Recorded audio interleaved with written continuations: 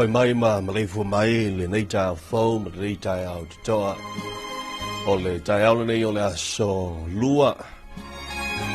O le aso lona lua se fulu ma le valu o le nei masina o topon le tusanga lua ve lua se fulu ma le lima. Ai le ia matalia fo I fa salonga le tu e pi. Ia na polo kalame fa nga solo.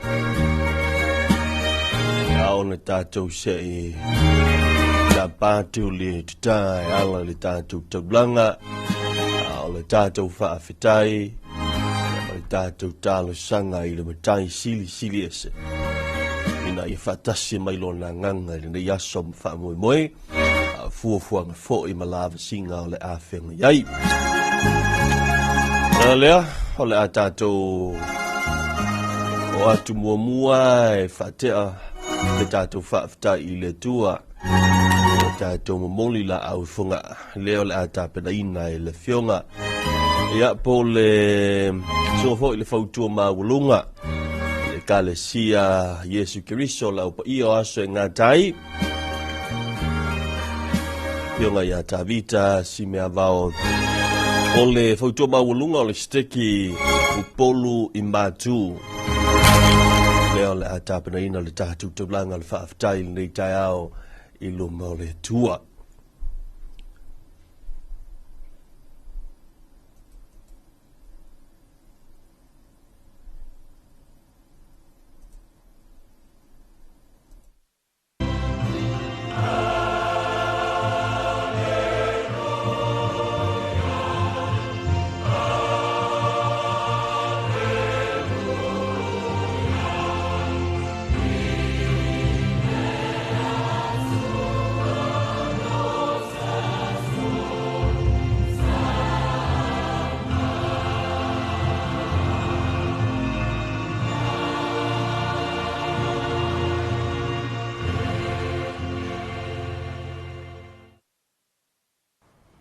O te fia e whawhero I atu Samoa le atu nu tofi. E nei vaenga o laso. Whawhitai I lo tātou tamari langi o mawhaino mo moli mai. Lo tau seifua, whatasi malu nei whatawa. O maia, tātou tāpua I le atua. O le vi inga o saunia lau whai pesi. A mawai le vi inga, lau saunia se mawhaufonga whale nganga. Mo tātou.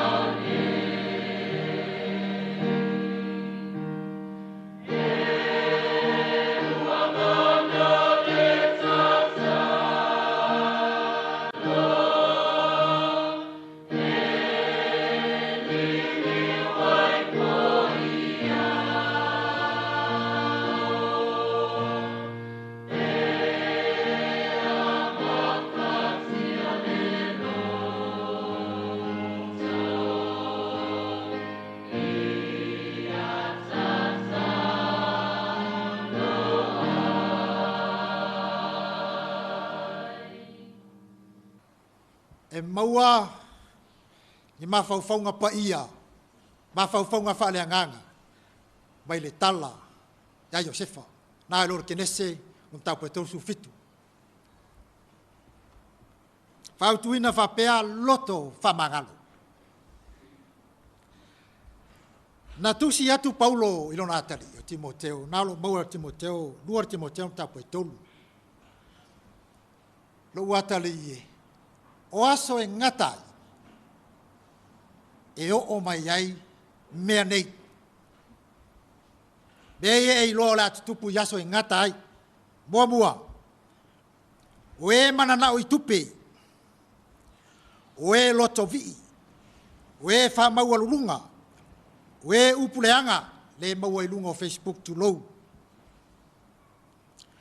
O e le mana o e wha le leia, o e le taofi le mana o tino, o e ua pei ua toa anga i lotu, a le mana o ile mea, e misi atoa wala tau te ena.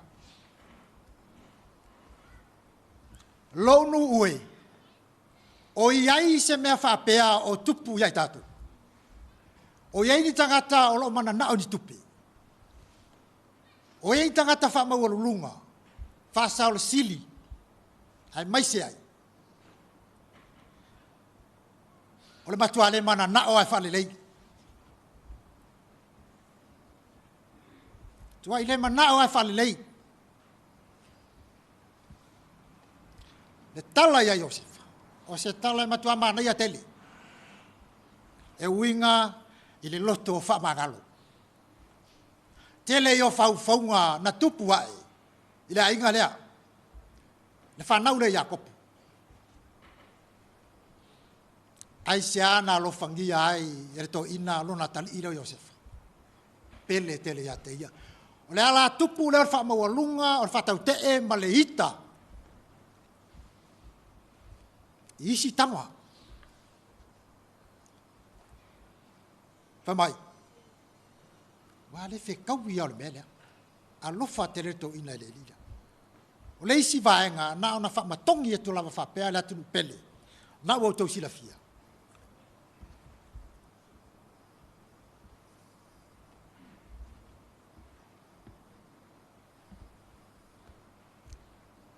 Nai loa le lia tamani. Le mea lai tupu ai le loto le lato tama. Na lato whaia leo le me whapeni, o mai. Pau a leo le me tātou te whaia, whasioti. O le whaunga lea na whai, whasioti. A le oti le lilia, tupu pēr mea lea. Langa le te tau whailo, miti, na whamatala Iosefa. Ai le fia ai. Ai moni masao miti. La le mena o iei. Ele awala na tata iei. Ile mea lai na o ai tausi man. Na va ai mea tātou la lea, taimi la lea, taun wha umare li lea. O le ara whauwhaunga na whai le ai aua. Tongi le rua. Ina ua tupu le mea lea, e iei maisi ma whauwhaunga ar ti a Apollo. Na musu lia i latou, le ai. Tau te iroa me whai. Le oia tātou no ofu. Nga me le whasi ese manu e. Fufui ai ofu tamale totu. Mawe o manatu o tangata e whau. Whau me le anga. Tātou e mo boli le tātou tama. Tasi alwa e to ina. Talo whae. O whatama ia le manu lo watari. Esa. Le ai o meo whaunga. Sa moa tupu se mea whapena. Il teimile nei. Tupu se me whapena. O leo ngā leo o afi o ngā pa ia le li. Pau leo leo wala e mawhauna li yua tātou. E le mawhai lava se pelu mai. E na o afi o ngā tu lei atu. Tātou au awhatasi ai. Na lilo la tu manatu. Se meo le atupu. Ai o le mena manau ia le li. Ia tupu. Peita iani. Whawhetai ele i o leoti. O le tala malama. Na whatau atu, mo le whamono wa wawiri tātou te whatau atu tamai ai ko pito. O le armea nei ai. Le tere o nei mau mea sa tutupu, tau wha leanga, tamu whai whasioti, ave tala se sema le pepelo le latu tamu. Nga loma atu leo le tamu. e ava ese atu mai tupu le melea e alu atu yo se fai o wana i loa mea sa fai a te ia talo fai o mai leongi mea na fai e leli o mai leongi ma fia ai fe tua iai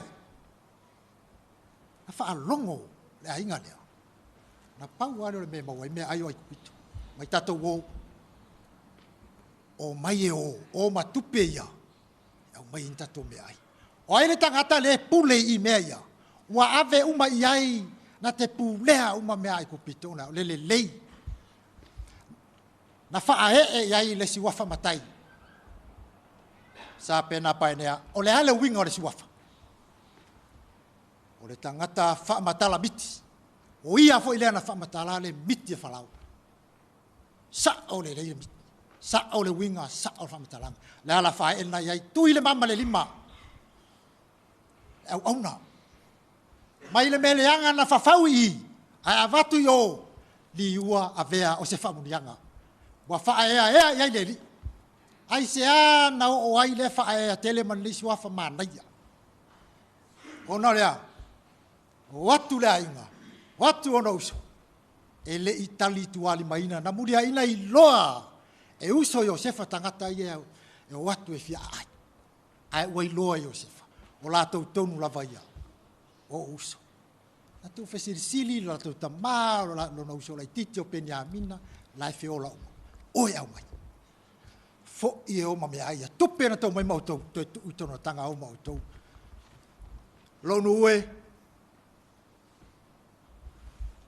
se loto fa mangalo ina mawa ele i mana tua e o se fale mele anga na fai ana ia yo e mana tua langa ya e yai le mata por que nesire na fai lo mai langa sai yai le li fa atasi ma Josefa yo le tele wisi fa na o le fa fine na boto si la fia ele to sina yai pena ngau yai le fina ngalo o Josefa aisa langa o lena yai le li i maia o fa manu yanga le fa ia o tangata e loto fa mangalo o lesi talamani o le ui fa mau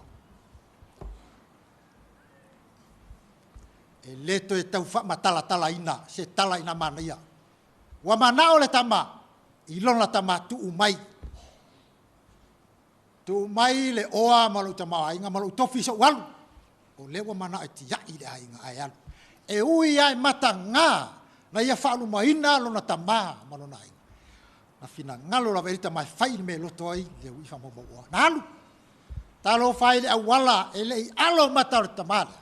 Le awala na tu ua e lo na tali lea, la tu ainga ai alu. Taimina alu ese atu ai, e le i mapu le tatalo o tamale le li alofangia ia malu puipuia le atali lea. Na fesilingia e tele o tangata tusitala. Wha mata ma whaina toi fo'i. La tali i wha mamongole. Ua maea. Ua uma. Mea nanu maia. Lea le me wo iei. Na ia langona ina e la tali lea. Ai longa e ma whaina o toi fo'i. Ai longa e ma whaina. Uma mea uma. Uma rita mau ainga. O marifia ai. E whawhetai nai iai, se au auna whai business. Whai lana lafu. Nāru iai e whainga wengai maua isina mea, o ma fwoi. Whawhetai nā ta mai, nā loto tele toi fwoi o, e ui ana whasili ngia rona ma whau. Whamata e toi ta lia hau pēu toi fwoi. Langa ele anga le mea no waru ese mai ai. Whawhetai na poto. Na toi fwoi. Ala mena iai. Na alu malona masaro salo ai longa italia uia. Pe fasi fo uia. Ala mena ia. Ina uai loa mai le to ina lea lona tarifa ma ole na al. Le tele o matanga ma me le yanga. Me ma tui na alu lona tarile ma fai mata lai. Ele popole ele tama. Fai mai na mo e mai ele safari vat. Na mo e mai fusi. E fa matala tu ele tarile lana tala o leva na. lo tamai aua ni to e vea mo tari pe tau o lo tari na tau mawhai le to ina e wha muta le whaingora tala le aisia wha whetau o mai lona tari aina wha aua vi ia lele na la ngona le leia le atari le opo o le au ngani alona tari palau dia tangata eo mai me le leia o le ofu o le mamai se e vai e uma wha mata ano se tama Samoa masona atari oi se ainga o tupu oi se me whapea o le taimi lava e toi fo i mai ai Talofa wha te a o le fasi le iai le uso matua sapo longa mu mata i afi le ainga tau tua wha mai lau tamai leise mea na ufaya leise me le yanga na ufaya tatu ainga ai alo watari le na rufa matangar tatu ainga na har tele me le yanga na whaelo watari a wau le leise mea whale tonu na ufaya tau whalea tatu ainga leo te nofo le whaia se mea whapea le eise pāti tele whapea na whaia wa manino i o tau whinangalo le atunu ue tala to ino me uma au ena me uma o ena e leo se taui o se si lava tūlanga ai lo watari e o le me le na mana mia o le fe au le na ta talo i le li ia tau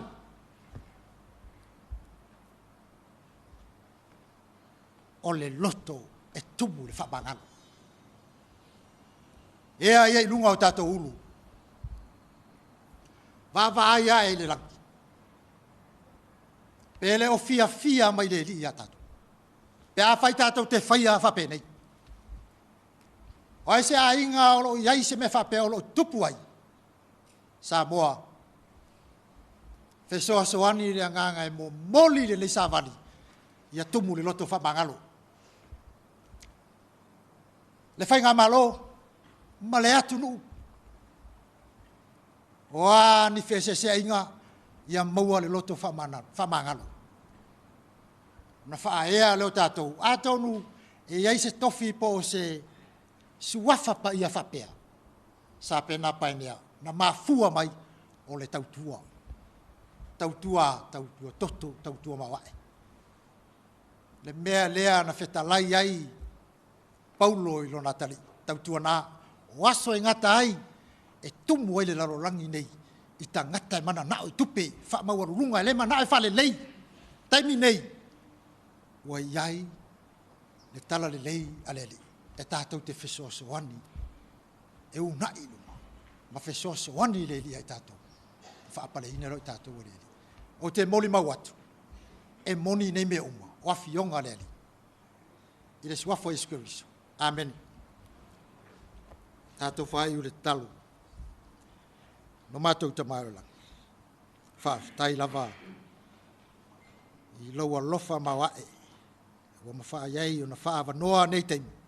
Mātou te ao ao ai i lau upu. Whamunio lo mātou atu nuu atoa. Iei lo wanganga e whesosoani langona ina lau sa varipa ia. Ma ia mātou loto mauala lalo. Tau mamao ni whale tonu mani whawhate ata mai, fau mai sio mātou atunu. Ia iai lo wanga lelei, whai uina me umalava in manuia, i rene yaso. I le suafo Jesu Keriso. Amen.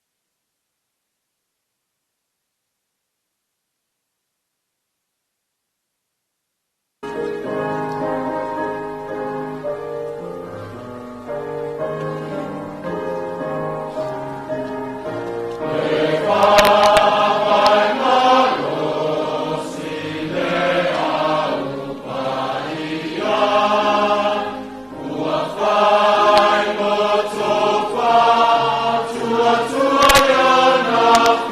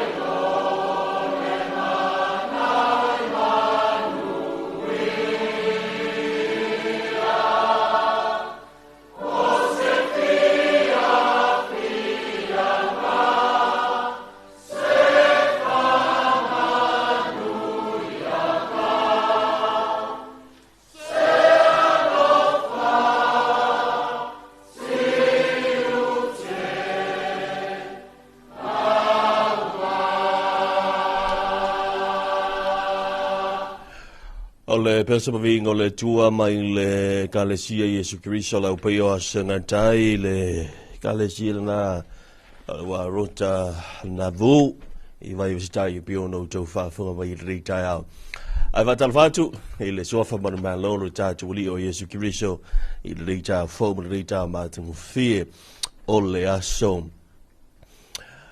La solua asolona luas fulu mo le valu le yo le masina o ke topo le rita sanga.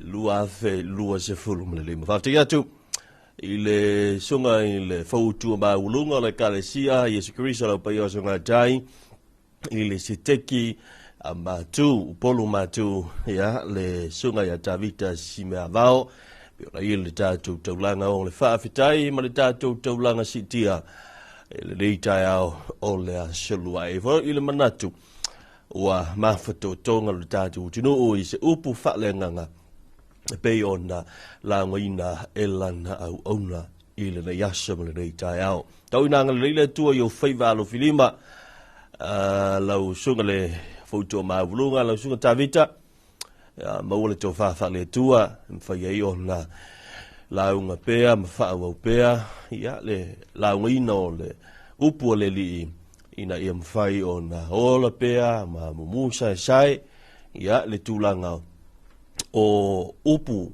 whaalenga ngā I loto mawhina ngalo o tangata e maiso le tātu utinu.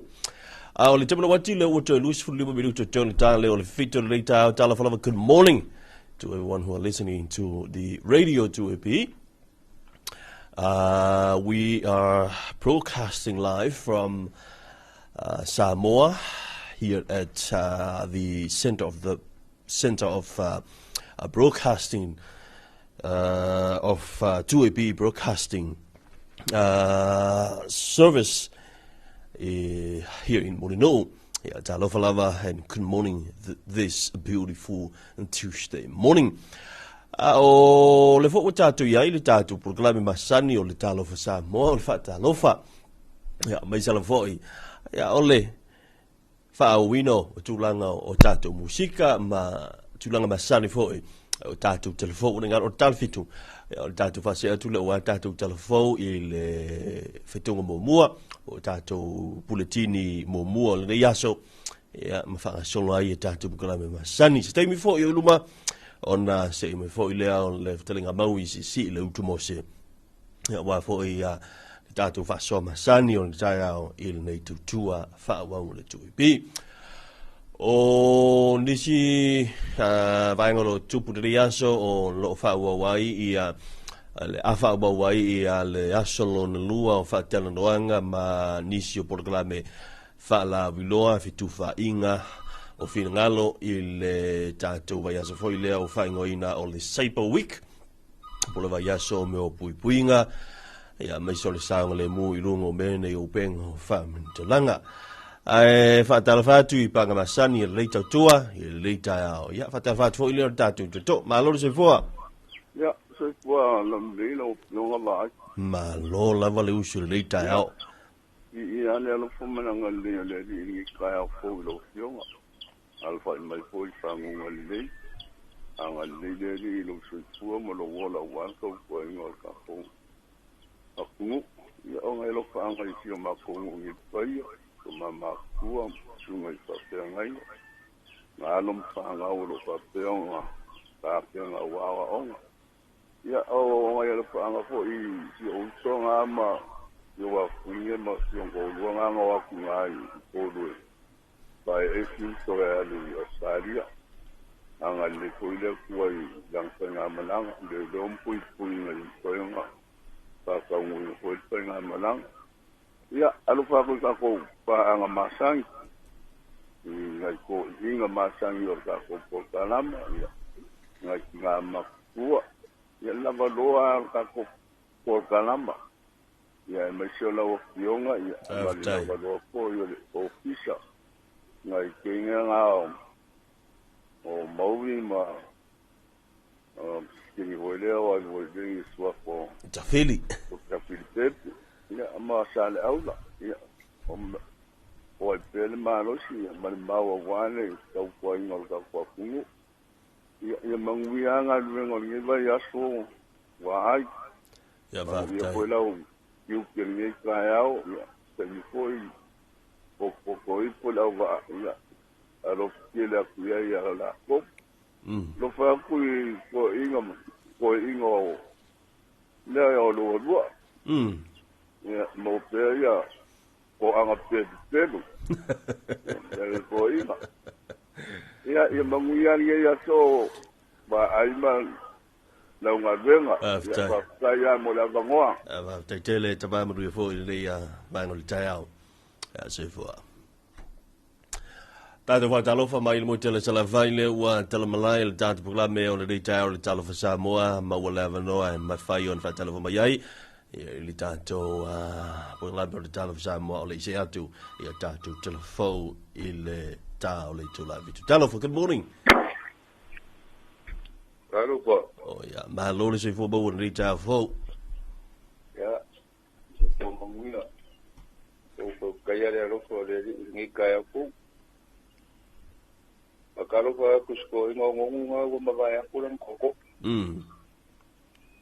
Ya, le na wa ko manguia per. So fu kama makua ya ngong. No puedo como sharafa. La warina ka oko. Volua mama. Kama ruwa me mari. Pakaro fa ku hoi. Kama ngongu le ko ki hoi o so mai. Yu kaya desa. Ya, pakaro fa ku hoi kama tinga na ko. Pakaro fa ku hoi. Pahurungo mo kanga luna sio ka ko ku. Ya, pakaro fa ku hoi. La ko sukami. La ko sukami. Papenganga ko va akwai. Ako teacher pasalam e file moleli molo ko finga lo wan so ingol pule ya pa fongi mo kunga afa ole awa kumalako ya ka ko wi ol ka ko mo ko avela gol i fia la me akai mama ingi kene ma me kupu mo me kupu ya mo foi lo finga lo Aftai. awan lo mo ku ya li sio ka ko kumu ya ole ala ba ma wala ba ya ai si foi ko inga so ma ko afio ngai ya si la ba pa lo ngo ku lo ka ko kalame isu wanga vo ya akama mai mo ke bi puleomo ya ol si nga so ka ko ale ya ol fakalo ko ku nga ma ko ngu pele wala si lo mo fa ngo fie ya Fakaro pangani kaya o. Ya, whaftai tele. Ya, kako maku kapea mo kako e vai. Nge vai ngole asu. Ya wako e kapo ia po yo. Pera flopo ingo fika ngalo mamanga ko el parmen. Ya, fakaro pangani kaya o manguia le asu vai. Ia whaftai tele mo malomru i tele hoi le yaso alo tele atu. Ya, kako pa ia o ngai. Ya, se va. Ole tabla wanti le wato is fumo vale minuto ton ta lea ole itu la e fitu le reita au ya talofa tatu tuto ya tangi mai lo fioma vai ya lagi mai lo trenga fokia wa mongien kaya ya pule lo fale li o lo manuia me uma ya le li ya le ina fo ya po ya lo ka como ni kaya fo ya le li lo wanga le de manos bolona ya vakaro foi a Samoa fa fonga fa ku ki mam ko ya ngong wala fo lo so ya mo malo al fa ku so mar ko rum sanga ya lo fo spanga si lo ko rika ya sai fe o lo ai shori ya lo fa ku ni kaya lo fo foi que va ko pere ni vai lo ko fa ko e vai le rama fo ko so mai le kula si au fanga ya e mo fo sei ornias ya alo fo ni le ni ya so morua mo ngi ya e fa kai sala va no so e panga u bo lo fa fo ka ko la le ni kaya ka komor fia mo le dio maloko fa manga lo kan fa beye foku ya ro fa ku fokia ro fingal ya la kamu wa bak sheume yo ume so ya ro fa ku mo ro so ro fa ku ya kafiri mo ya wang ye bong yernge ya so uso ya e lo ipea mo lo fionga ya va te tele mai alo tele atu foi mo ya mai sala inga mo dia foi mo le yaso e pe vidiange mo malo le mo le ya wa le ro la ma ya ro fa mo ro so ya le va ya se fo ya fa se fo so ya se fo ya le ba ta tino le tupi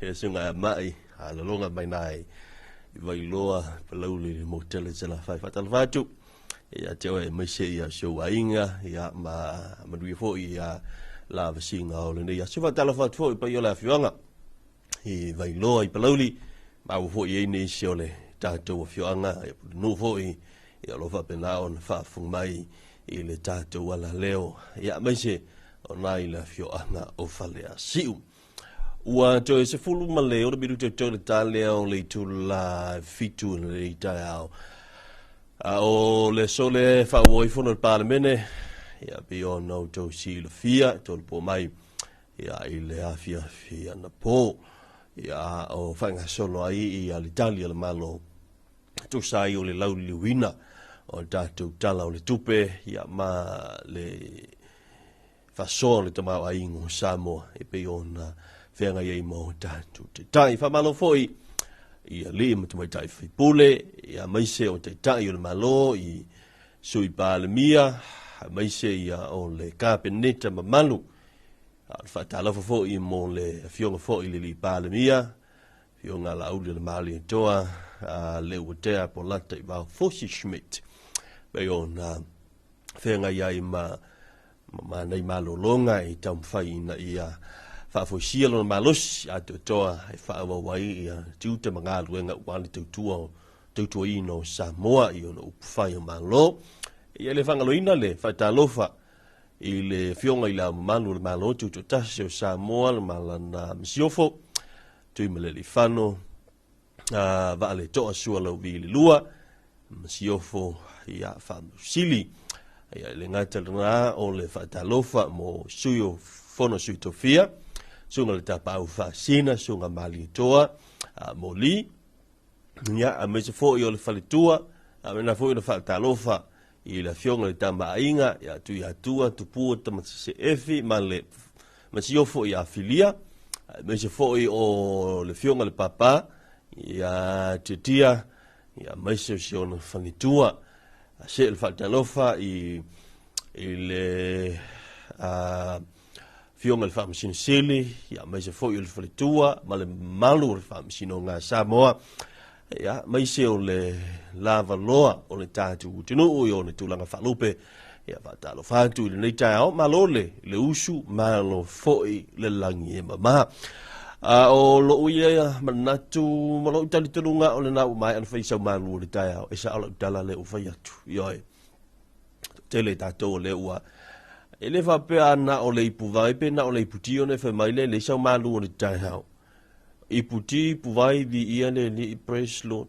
Ele o le ingo le ipukia vali komumu fe me sini. Kwile ingi ki o kaya o vai ale nga le ipuvai a fe me o le. Ipuvai pe iputi e te loi. A inu lau tau mawhalau ipuvai ai whai lau talo e te maa ona. E te maa ona tūna o le ipuvai le na. Pe a whai lau talo. Nai lor tangata lai makua ai a le ponga mawharita, tau sami le ponga mawharita ao, and Burkham, ai li se lotu. Kamalanga ile ki mao, e alua ia. Ai a e whawhetai i le li i malo ulonto ua makua whawhekai appreciate lau ipu vaile na ua maua. Ma lau whawhetai i le tua. E inu atu lau ipu vai, se tu lor whawhonga mai. Ai ke iau e maha o ngai pia langa, ai lau vai mōli tai hao. Iyo e. O le ala na, manai hoi o se wha manatu mō tātou. Nau nto e wha manatu amu tu tu atu i o utawha. Ia e talia meo e maua. Ia e talia meo e maua. Ana o le ipu vai, vi ia le tua whaafitai, talia ma le whaafitai. a vaina o sina fasi ulu mai ana povi ia le tua whaaftai lau fua. Me le upol palangi, appreciate what you have. Zili atu na na ilo le ai. Ya wa ina isi fo ele o maua se sina fasi me ayo le tai au. O ina maua lau fasi puti kofe i se tala o la fo i maua sina i puvayo le tala oka. O le whaamanu yanga na le li i mo tatou waya. A whamalo atu le, so i fo mau oe nei. E te ilunga la wala le teimile nei, a whawha mai, oe, whai malie, oe, selu i kua lau koki, talo ane, ia i la tau nai sa wali ta i au tafo le au wala.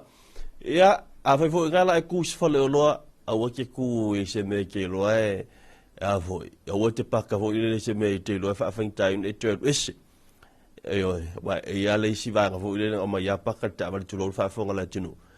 Ya ke uma malfakau ya e pe se me lang pakai la wo poro ka lisi vaeng ya lo winga na tala ai Malaysia vaeng tawa ole fai le muolo sai lunga le tele temi pitusili ne pisi o temi ole anga mai nga luenga ya mai se ya ole temi fo ile ua mai anga luenga nei fa na wa onga manuia le anga ya tu ya onga mai po ato au peni mai po ya se mata o lau peni.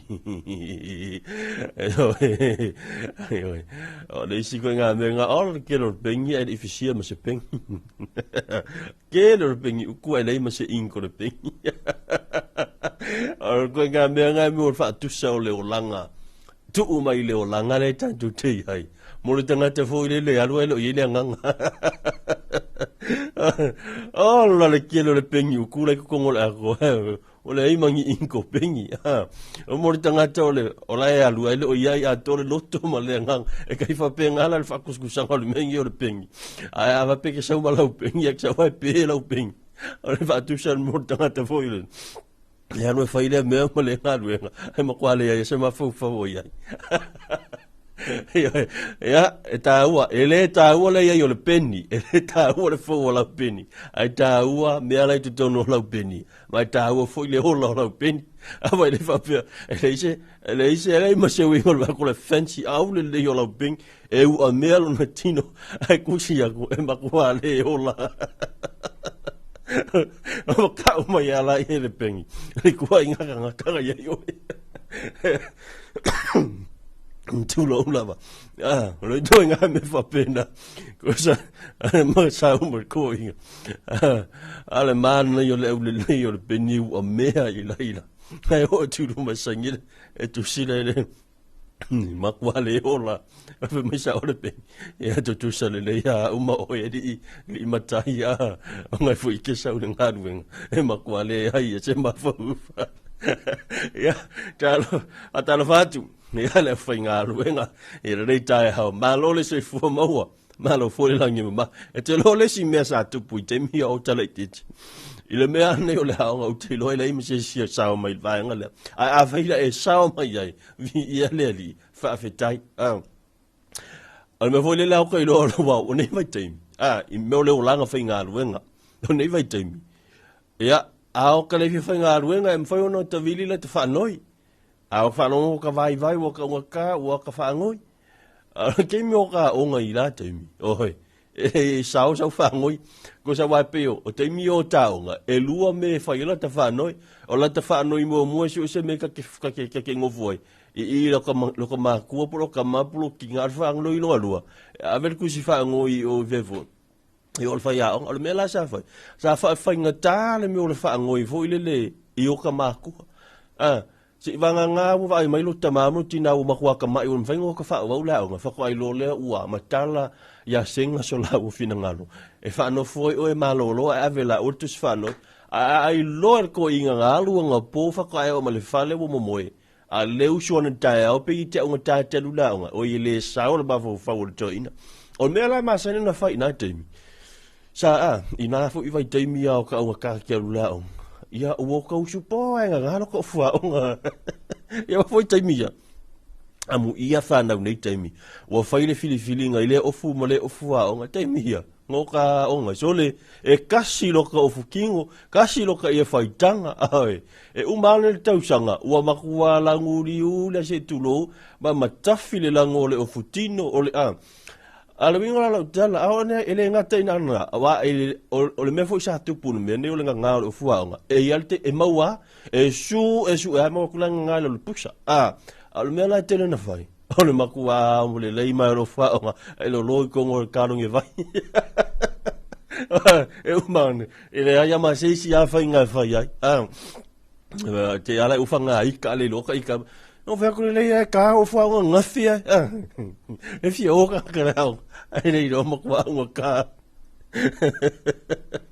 ale si vai nga te mana tua pe na taimi o atano fo ni meu o taimi o le ititi au te lo fo io o tulanga ia o tala no atu o fa funga malfana talo sia au le to fai fa na o nei taimi na me ia o fo taimi ala isa ka la tu ka ro kwa mole ala ka usu man kaya ia e chu e ase me ia wangi o ka lu le a ongangi ia ai a talofa tu ina fana wa onga manuia le anga ia tu ya o rita fa talofa foi ia e sunga ili mata fa ya onga ia la to foi nga luenga ile fa ngo fie nga pati ai a mo se lo foi le vai so le fanga solo so nga fanau ma na ia le upule masani ya on tau le upule ana na la unga ia ile foto maulunga le kale se skrisa lo pa nga tai fa nga lo sa pena painea ta sile upu e lesiona fa'uingaina i le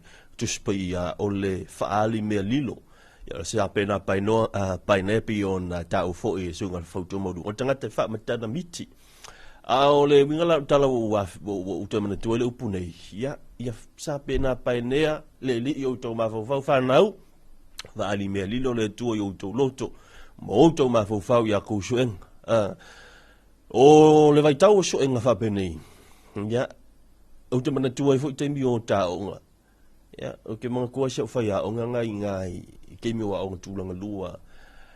La whai a onga ke mi ngai. O solo le suafa o le tina whai a onga ke mga kua ke mi a. Kūro i lomo o whai le standardis, sun, whai le assembly. Ia, ke mi lau suenga. Ia, tō mai se pese.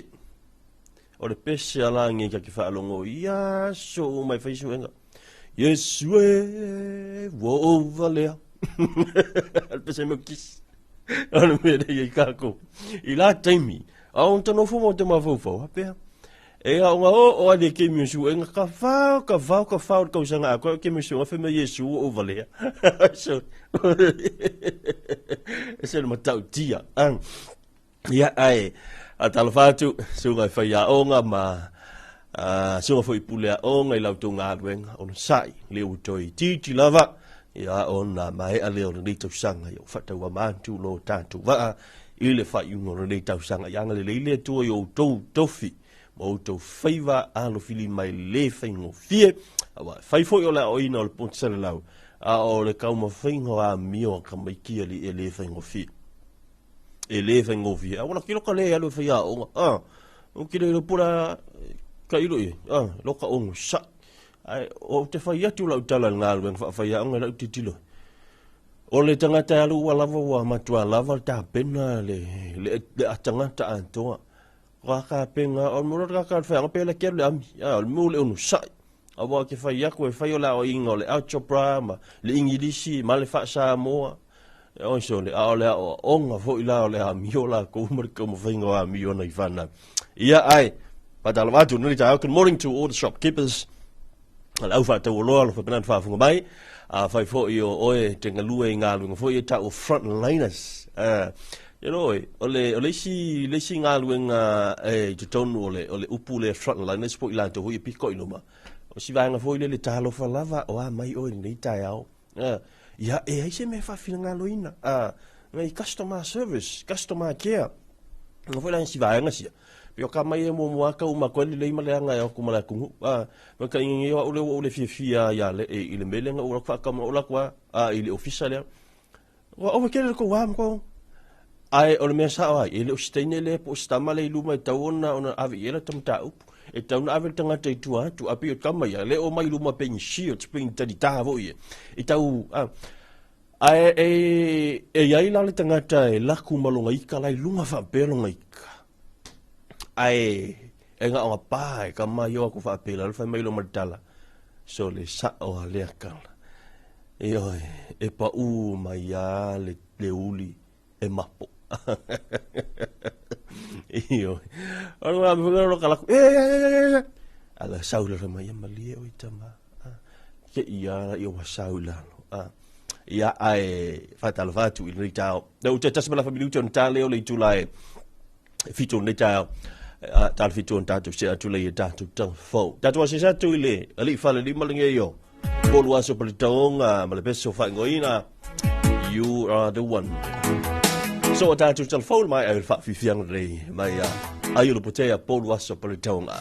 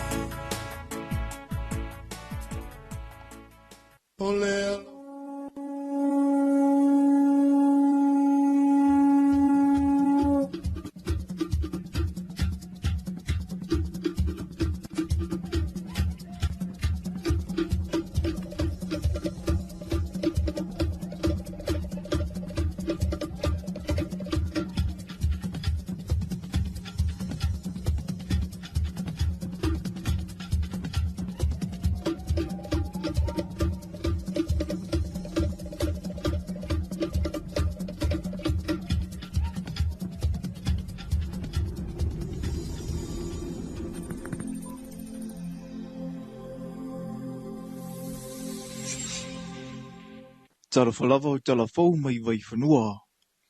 I talatumua, ua te tala loa ia le vai aso e whaatau ai puipuinga ma le saunga le mua awala o fisota inga i Samoa. I le finangalo le afionga le sui pāle mia ia toi lupe maui au tele po mulinoku o ne semo. I le sauninga lotu e te talaile nei vai aso. E whaalangolango leo ngā o fisota inga te le vavave i le tangata soifua o lo ufa au ngā ina. O le sini o le nei vai aso, ina ia puipui o tātou lumanai. Si tia le malama o tātou tangata uma. O lo manino ai le una ia o le sila fia o tātou tangata. Ina ia whaonga mo le manuia fesota inga. Mo le manuia o tangata taito tasi. Mo le ati nae o ainga. Ai maise, ati nae nuu ma le atu nuu. O ila tau o lo awai le wha muele nei. E le ngata o tangata e iele tu mai wha apitoa mo le wha o ngā ino masini wha o nei o na pō. Mai pisinisi ma wha ala potopotonga tu ma oti ai meise tu tino le malo. Ai o whanawa o ngā fōi wha apea tupulanga talavou. E iele wha asoa na whaia mo tupulanga talavou. Na o fia ele sui mai le ofisa le pule wha atonu. O le sui mai le mtanga luenga o tina matamaita i a tina e wa fio anga maanga feso o tai. Ai wha apea fōi ma le sui o tupulanga talavou. I le whaataranoanga manisio i lātou nei, na whaasoa ai le tā ua o le whaama itele nei Samoa, ma le tu mai o le tau aua lātou ofisa. Whaftai ia e tele le so tainga o mantua fo i mtanga luenga nei, mtanga luenga lo o wa aia le puipuinga lau tele le ngatau tinamata mai tai o tupulanga talavou, ia ai o lawa fo i tātou whana witi. Me moni lawa ia o lo ia tula fono mwhinga wha vai o lo ngalura mtanga luenga whata oto. E ia tula fono whinga wha vai o le ali pasia ta pio le Child and Protection pio. Ia o le National Youth Policy le ali la ta pena fu e launch. Ia whata se mal tele o puka me o le Early Childhood Development Framework. Ia maisi a whinga wha vai o mtanga luenga. Ia lo whata auto mo le puipuinga o le ngata o tinamata mai tai o tupulanga talavou. Ia whapea foi whana witi. O le tāua, o le ave o le whaamua i tātou whanau ma tupulanga talavou. Ona o le tātou te talitona le lumana i le o Samoa. Ona tātou la iti foi, ai ese foi la le parenting style, ona tātou o mai o tātou mātua. I le nei vai tau. O leo ua mālosi le sau o le whaatekolosi. Le internet se taimi nei. E te tau fo ila ona mālosi pe masau lau parenting style. Positive way, i le tūlanga le lei. Ia, e te tau ona amata mai te ole matua ona e malamalama i le lei ma le leanga o le whaongaina o le internet. Ina ia mawhai, ona e awa awina lau whanau. Matupulanga o lo ilalo o lau wa-ainga. Pea whapea o se whaife au, o se tai au talavou.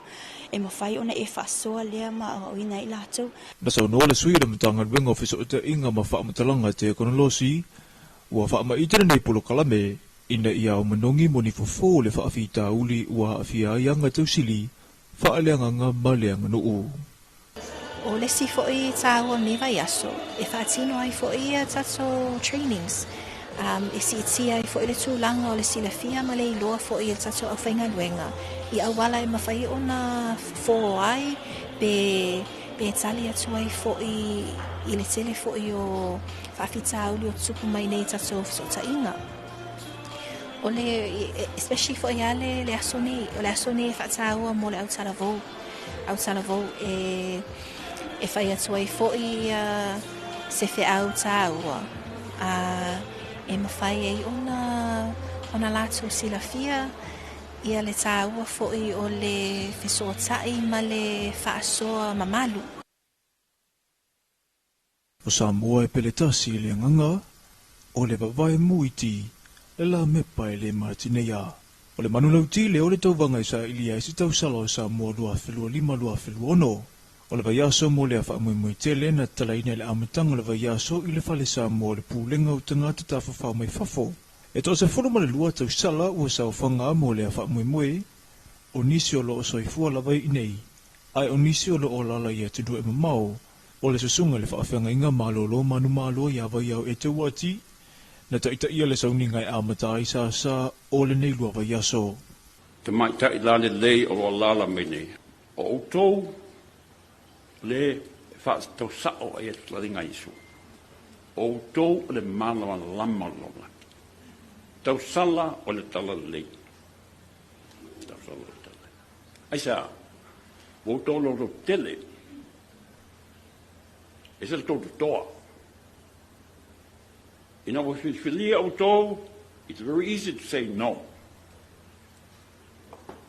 I ain't to for me what is it not to mo fire tasila maanga taua oe ua filifilia na saunola fionga le ofisa silo le ofisa o tulisi ya niumata ki tion pongi o le wha mai tele nei te usanga te itasi e te pu e te mai manga wa au te mai tai Samoa e ave ai ma ave fua i Pasifika ma le langi a toa o le tatou manu lauti o lo moli atu ai ma se fe au o ta ua e ta yala ai le wha moi o le nei o utou nei te mai tai Samoa o lupe na wha ia mai le fui a wale sa ilinga o le tausala o le tuafe ma le lima luafe ma le ono mua e pele tasi Samoa ia o tatou loto maanganga e whaatusa ina i le vae mu iti o le tatou la mepa ia le matineia a ia susulu malama pea a walo o lo tatou whaasinu manga e loa ai tatou i le tatou i tūlangi o le Pasifika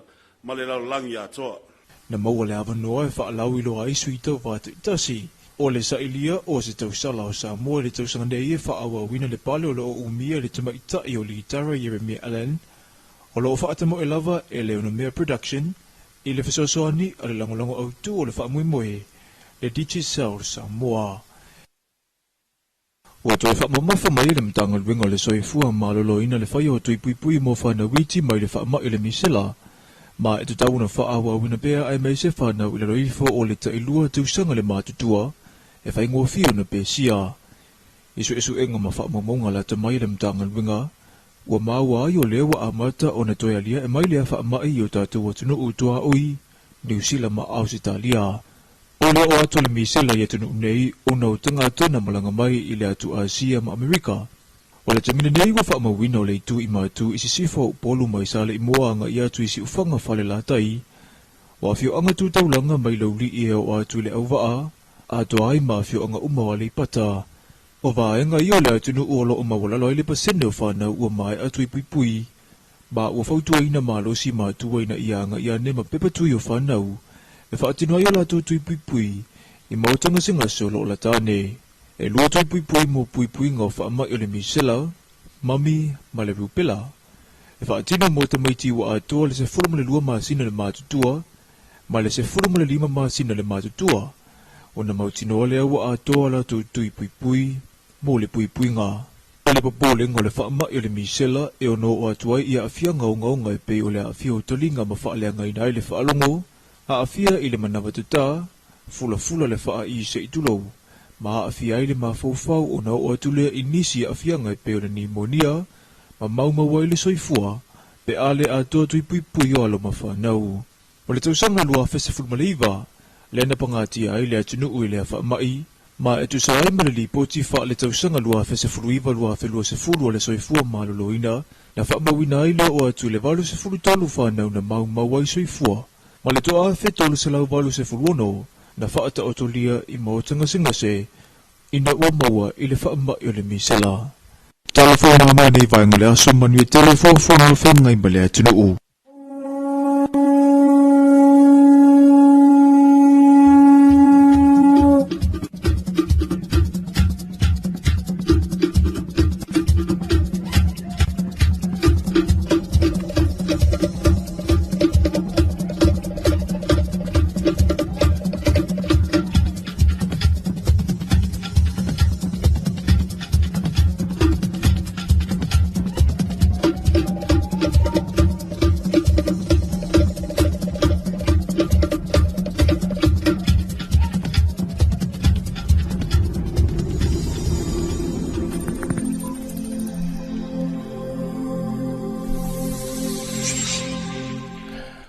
O a whafonga le tātou tunu i tātou telefou, e pe on tapaneina le vaenga o telefou, i a le tātou le tō le tuipi, e a pe on iei le sunga matau ina isa ko ia le sa fa pena le fonga na tu tatu telefon ia le foi vai nga on tai au ole tau nei le amatali ai ia fa o wai program foi le o le Cyber Week ia po le vai se foi le o le fa ta hua ia ole puipuinga o le sang le mu o mene o penga o fa matalanga ila tu fa nga ina o le program la le ute pa vai to le tau le tau liva mata ya la le talo mata talalo ya fa mo moe sulu tele iva o le fa tala noanga po le panel discussion le utu o cyber security immersion and technologies in Samoa ya pila ona ya ia le vanga le o le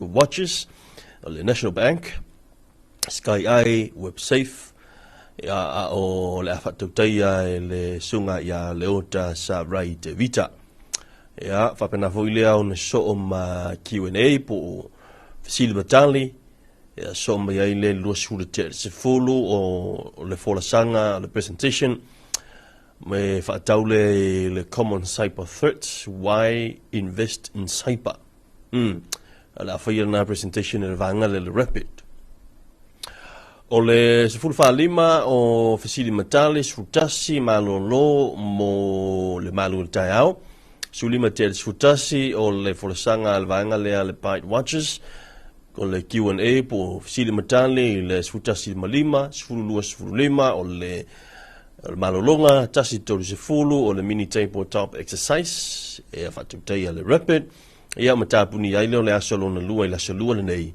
ia i le tau le tu lai fa proklame la na mo ai taua na proklame ia mo alam fana fu ile la onga university ia masi fu college mo fu isina mamla manga tili e tu sai o mata fa penei au te wati le wasuli bilu te le te ai nei le le te el fitu ia fa malo le usu fa malo fo ile o sai mai inga lu kom fa o le ta hau ole fono pana mene lo fanga sol ya ole lauli wina pe ono failo atu sistem falo ole mana ia ole falo longo atu i la unga la to fionga i minister kabineta tali foi tau i mana onga tu malo e pe ona na fa leo mai le ya fo e la to su fai pule afa la fo mai tatu tino ya ole tau yo ne me o falo longo i fono nei Michelle o le tu sa atu o nanga nei le ti o tu e o lunga tatu television e fa pena vo ila i lunga o tatu social media platforms o le tau na awa mfaiona o wa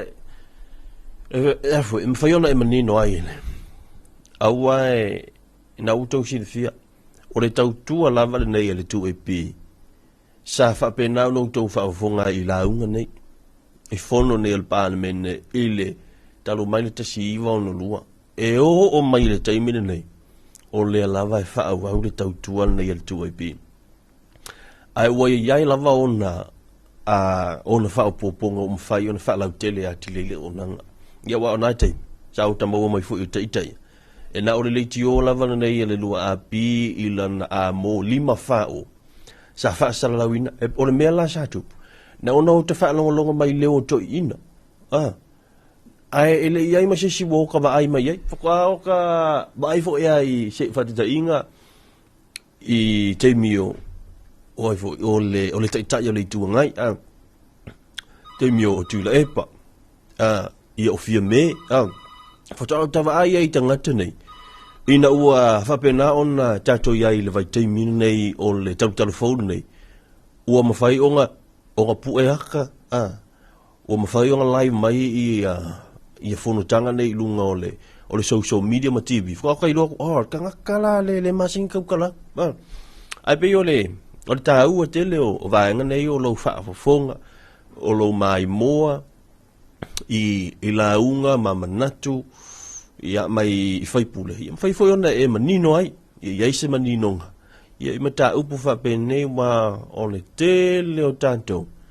Ia sa o tanto pongi sai le tele o mea. Le wingo la utala fu ile ona ole mafuang ole limit o le limitation po le upu fa Samoa o le ia mfaion fa pea o le lava o nanga e mafai ona fa lautele ai ia tulanga ia pe o ifo no parlemene ina vai taimi le o tatu ia nei le talu fo ma swinga o tatu ia nei o le eise panoa o le eima se panoa le mfaiona e moni fa amtalanga o mfaiona e moni fa amtalanga i lunga le Facebook o lunga le YouTube o lunga le kuku o lunga o por internet tato ia ao tu fo ia la fa sala longa o faingo fie o mafaiona e makamaka le kiwi pule ha oi lau sa lo konga ki e po fe TV e sau le ata e manino awasa o ia fo i le taimi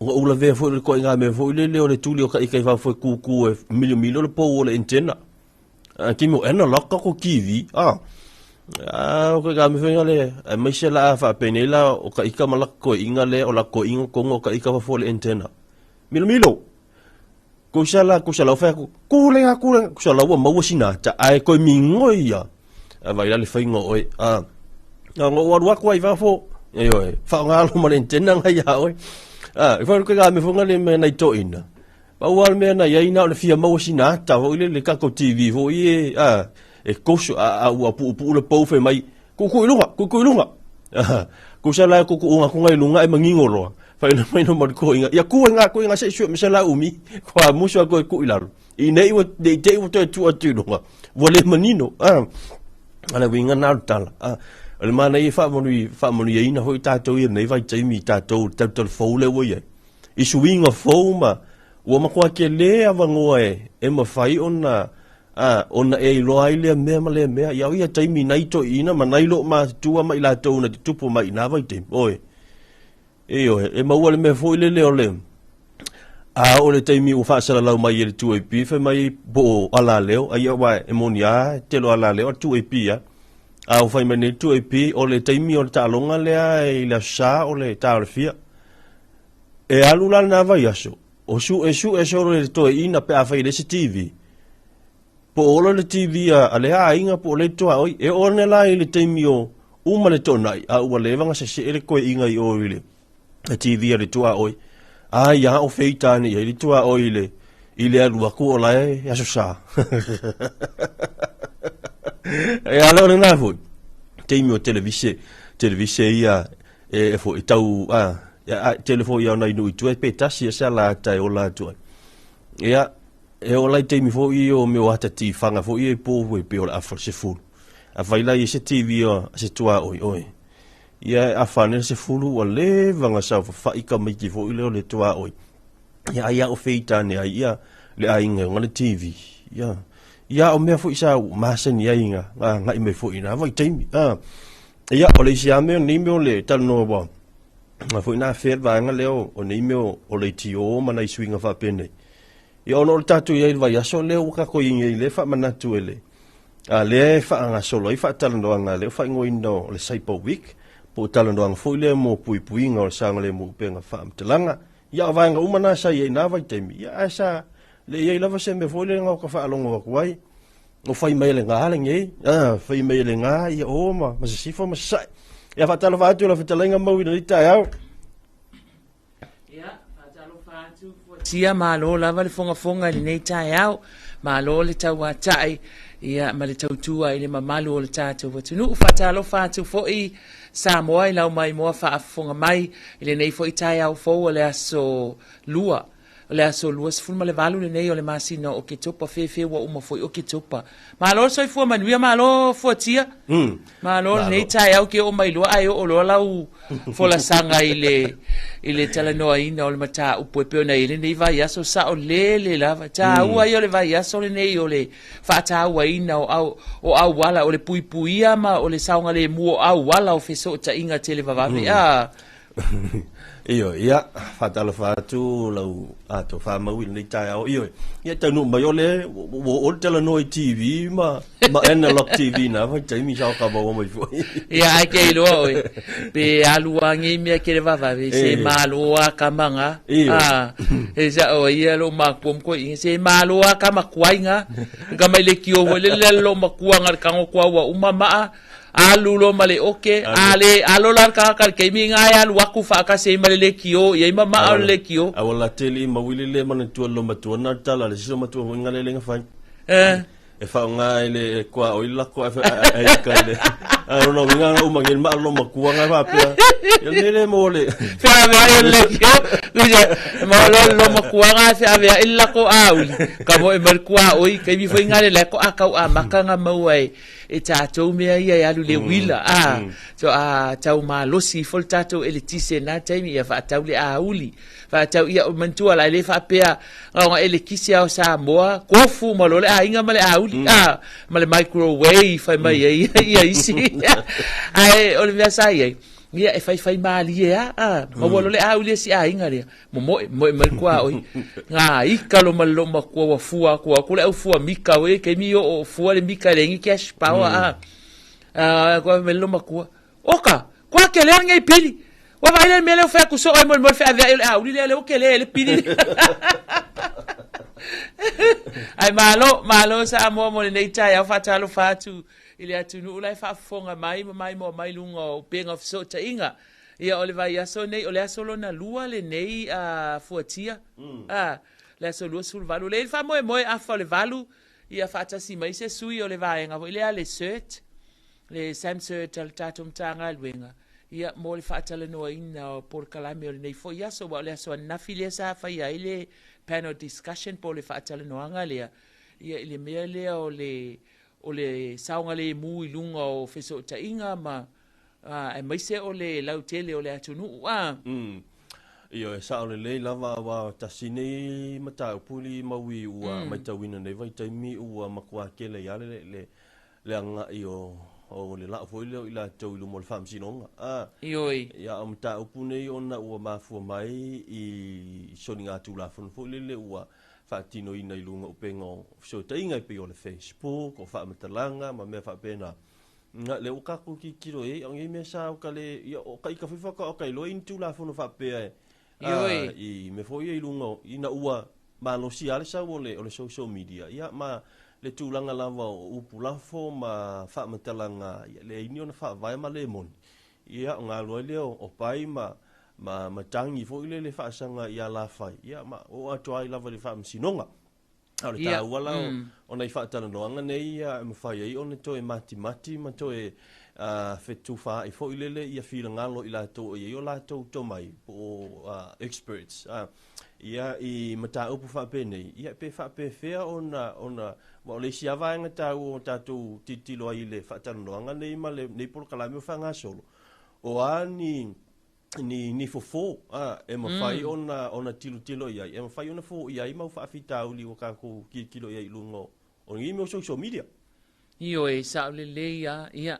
mana tua fo e pe ia ona fai mai e ma na ia le mole meo le fai ngo fio nei taimi wa tato ia ile soifuanga fai ngo fie fe so ta inga fai ngo fie ona e vala a watu yo a inga ma so ta solo ia peita iani e iai fo ilona e iai fo iona fa afita uli e tula I mai leala o le ngā luenga na le fai el vaso nei I le tato vai aso fa apitoa le nei o le puipuia o le saunga le mu o au wala o fe so o ta inga tele vavavi o le aso la le nei ali I fuatia day 2 o le aso lona lua le nei o le o te vai atu le polo kalame o le aso lona lua ia e fai foi ia mo meo fola sanga e fai le presentation ia e fai foi le meo le mini table top exercises winga e ni meo ni nai activities foi e fai e fata ua I lava ma moli atu ile fe au foi le o le pui o tatou o le saunga le mua le mea pito siri le tau sisi ai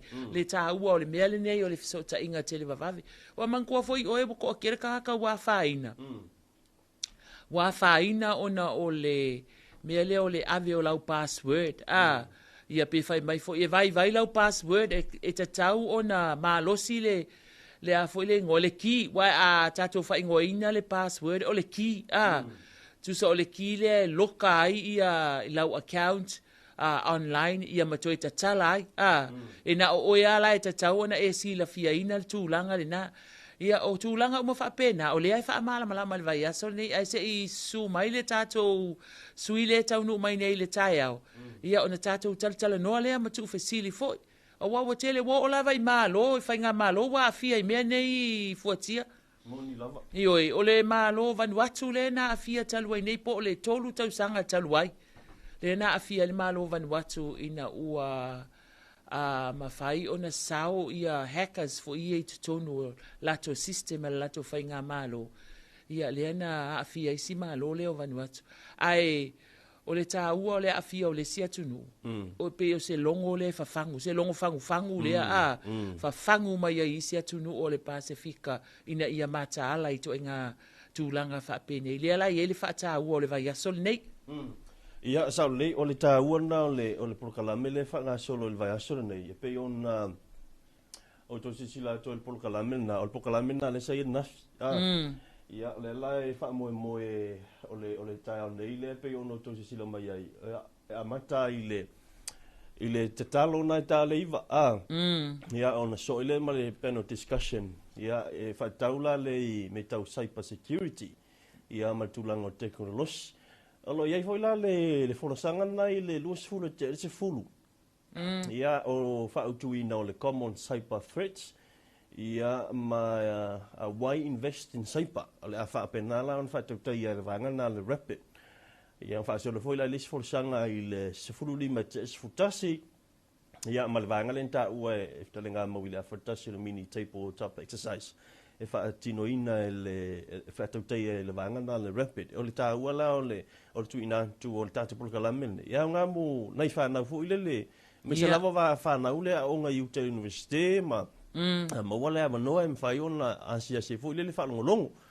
i nei fo i fitu fa inga o fina ngalo mana tu e pe na ita to pokalame le maui ia malo o le na ufa fonga mai lo tato atunu ia o le fanga solonga na o le nei vai aso o lo o taula mua ile matanga luenga of sota inga ma fa matalanga teknolosi tanga luenga nei o lo o ia ilalo le tu AP ma le TV al tato malo ia ile fa tautainga o le fa pitua o le nei vai aso ia o le fa alawi loa lea o au o le puipuia o au wala o le saunga le mu o au wala o feso ta inga tele vavave ai o le a tato a fa peone fea ngai pel nei tai au se taimi ia o mai le sui o le vaenga le ai tali atui fa la velave tupu lunga o feso ta inga tele vavave le samcert ia ona tato felo ele matala no e fa mamla ma tilim ta upule ale ava vai foi sin tato musika ali fotia ia sao le o le a to fa wina tato tanoanga o le rivaenga tai ao ia i le mai ai o tātou pese se fulu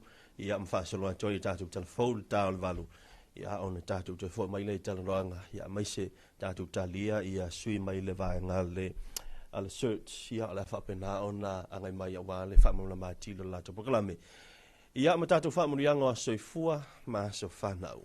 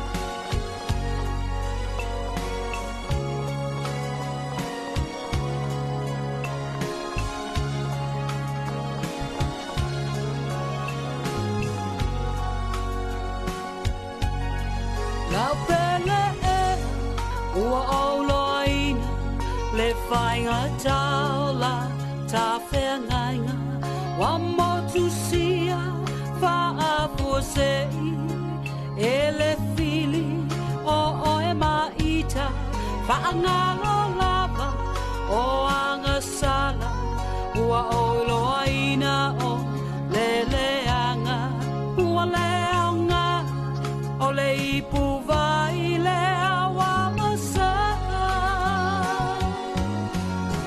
Yes, my darling, I love you, honestly I do. O te ioe, ia te oe, ele o sa utala patu. Ai panga o fasosonga, ua tine ia o le alofa. Ai talosia ia umila tala.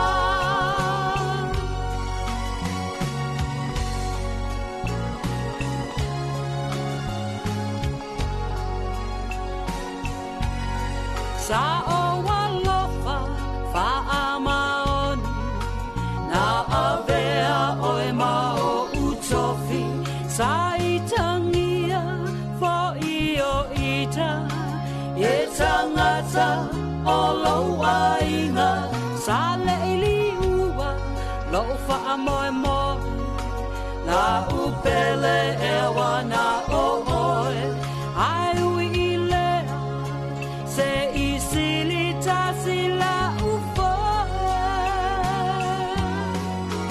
Yes, my darling, I love you, honestly I do. O te ioe, ia te oe, ele o sa utala fatu. Ai panga o fasosonga, ua tine ia o le alofa.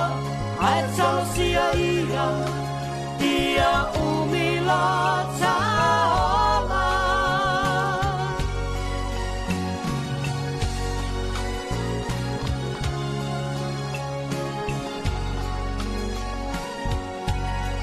Wai tau le pua, malafo mai, ai oa u e wa mafuai, le ai o le alofa e whaamaoni, na avea o e mao utofi, o mawhauwhaunga, whaasolo pea, le mafua anga o le nei mea, ai sa uia, tau mawhai e tatalo pea. Yes, my darling, I love you, honestly I do. O se ioe, ia se oe, ele o sa utala fatu.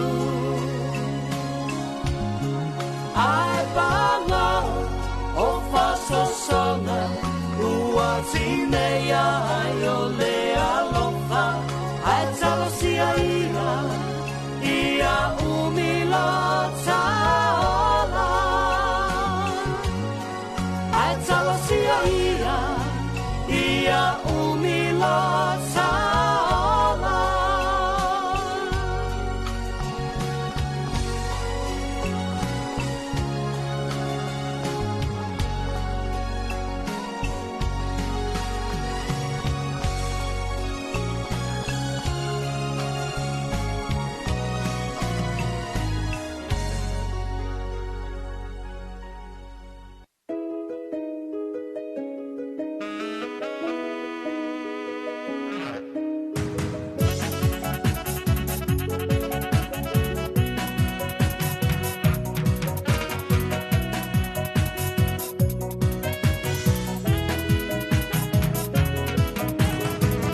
Se mea whaingata o le ola mai ua te amatua.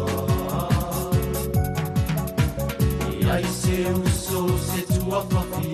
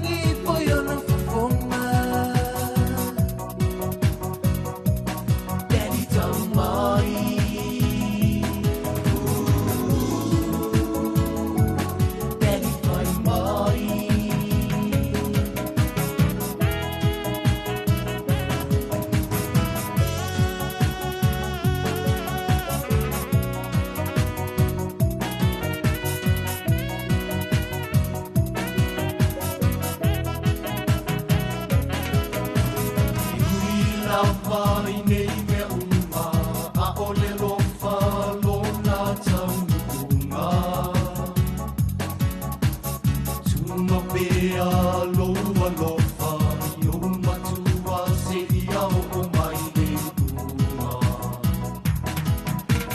Iui o ule malama lama i le pongai o le nofo malama la.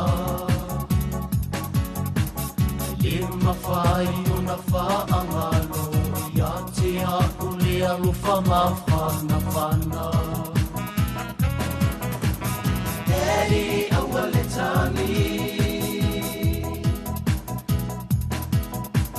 say tafa atasi. Let my mouth sit me. Tatoi felo ati. Daddy, I will let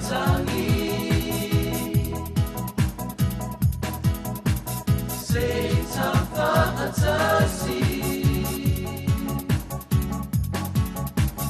let my mouth say me.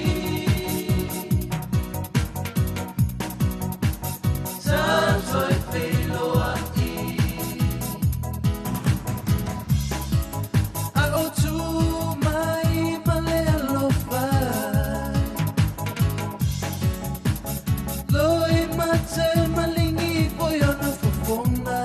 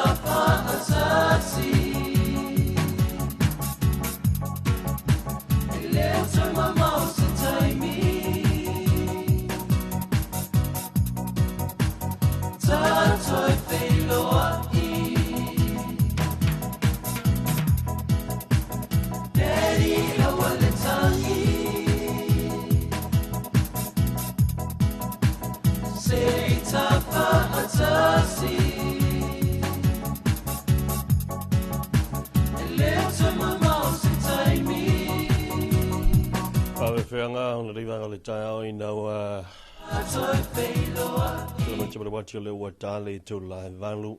Yeah, la tatu se atu wa tatu fo. You know tapi nei vai mo te fo fo ngai tatu le leo tau ina sako. You know ye fo ya le nei tai ao.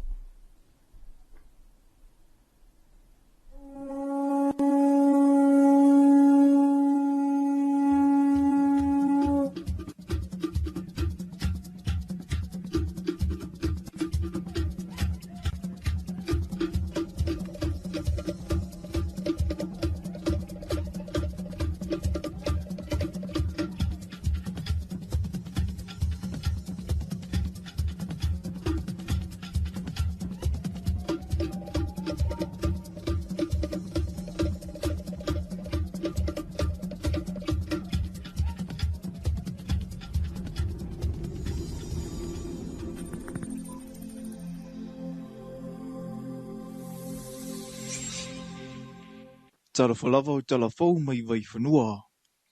I talatumua, ua te tala loa ia le vai aso e whaatawa ai puipuinga ma le saunga le mua awala o fisota inga i Samoa.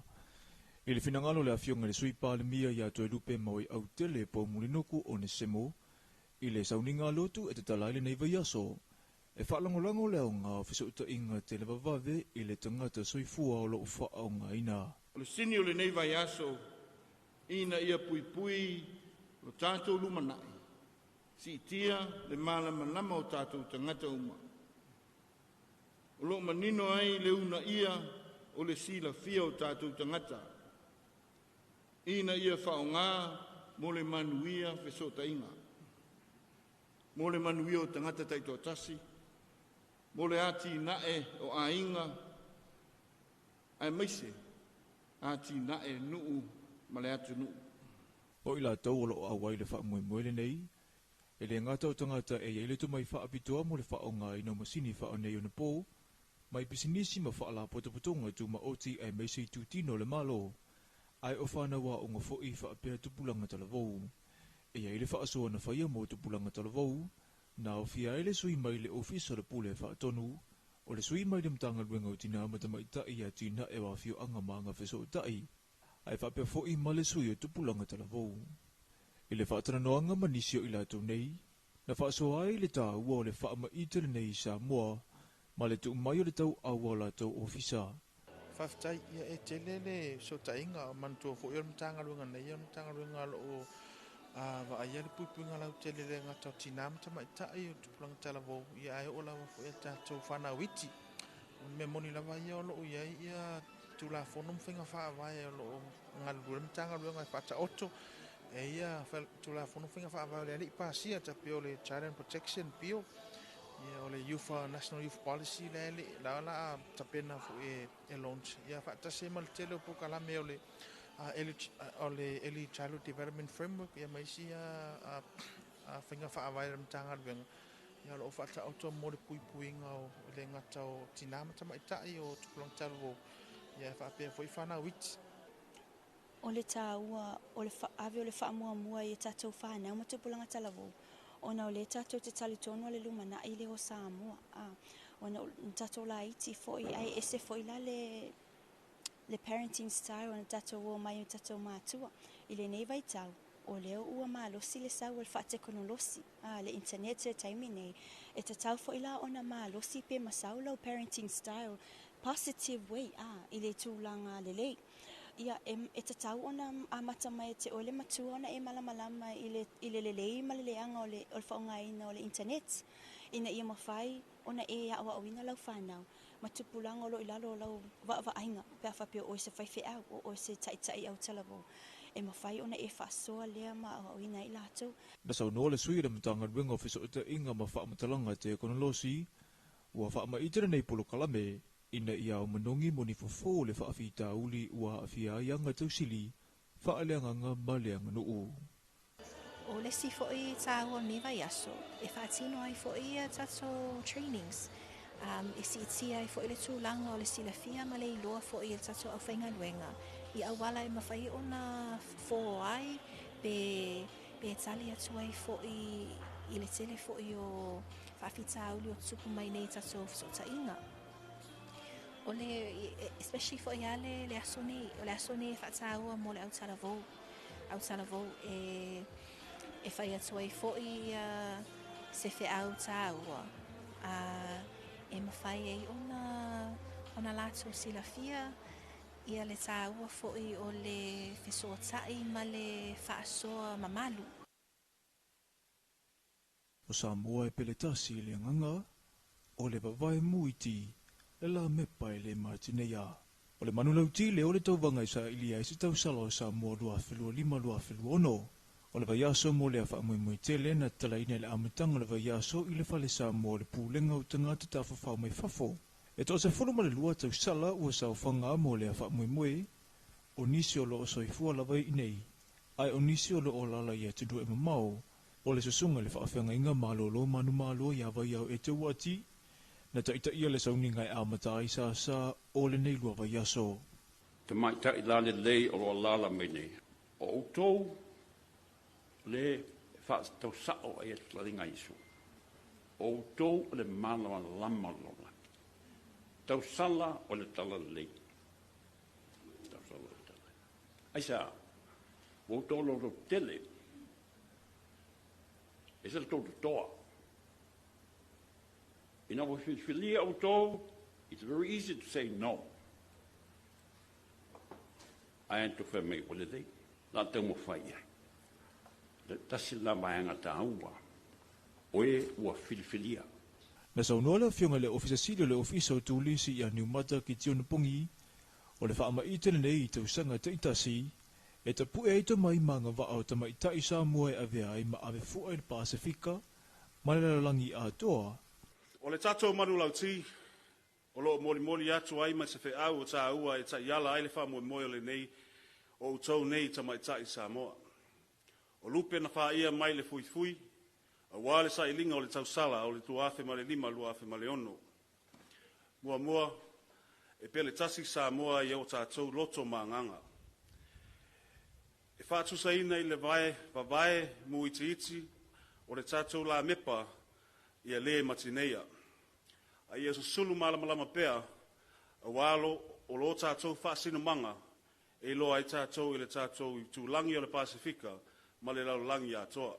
Na maua le awanoa e whaalau i loa isu i tau whātu i tasi. O le sailia o se tausala o Samoa le tausanga nei e whaawa wina le pale o lo o umia le tuma itai o li itara Jeremy Allen. O lo o whaatamo e lava e Leona Mea Production i le whasosoani a le langolango au tu o le whaamuimoe le DJ Cell Samoa. Ua toi whaamamafa mai le mtanga luenga le soifua malolo ina le whai o tui pui mo whana witi mai le whaama i le misela. Ma e tu tauna whaawa wina bea ai mai se whana i le roifo o le tailua tausanga le mātutua e whai ngua fio na pe sia. Isu enga ma whaamamonga la ta mai le mtanga luenga. Ua maua ai o lewa a mata o na toi alia e mai lea whaamai o tātua tunu utua ui New Zealand ma Ausitalia. O le o ato le misela i tunu nei o na utanga tana malanga mai i le atu Asia ma Amerika. O le tamina nei wa whaamawina o le itu i matu i sisifo polu mai sale i moa anga i atu i si ufanga whale la tai.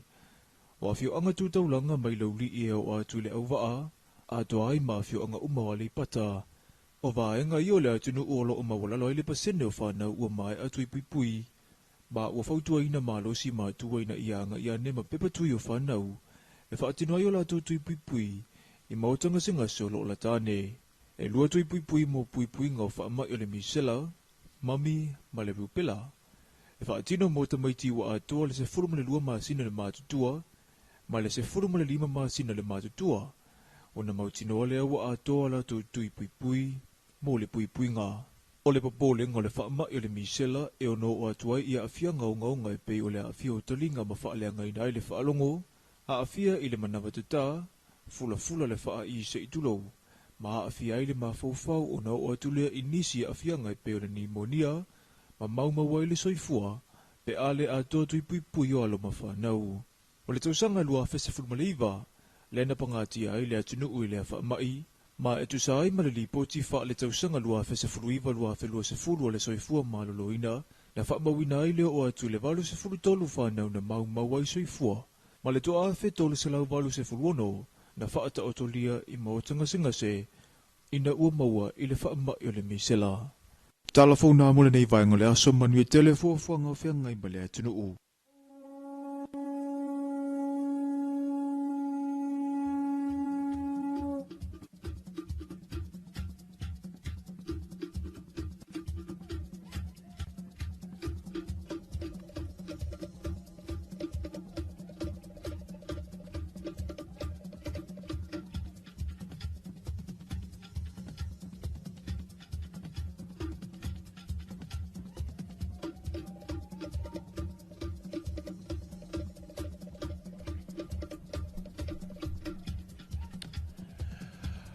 La ua whafonga le tātou tinu i talfou, i lona tawina atu pe o na whonga ina i le li o matawina i sāko o vanga talfou mai vai whanua a le tua i pi. Ia i au te lenga fo i o nisi o meolo i tupu i le nei vā i aso i a mese fo i o nei aso utunai. Ia mese fo i o le whono le parliament, tā penanga o tamaitai e se fulu mo le lua leo wa sauni atu wa le sa ilinga o se tausala o Samoa, mo le tausanga nei lu o luono, lua fe lua se lu o lua lima, lua fe lua se fulu mo le ono.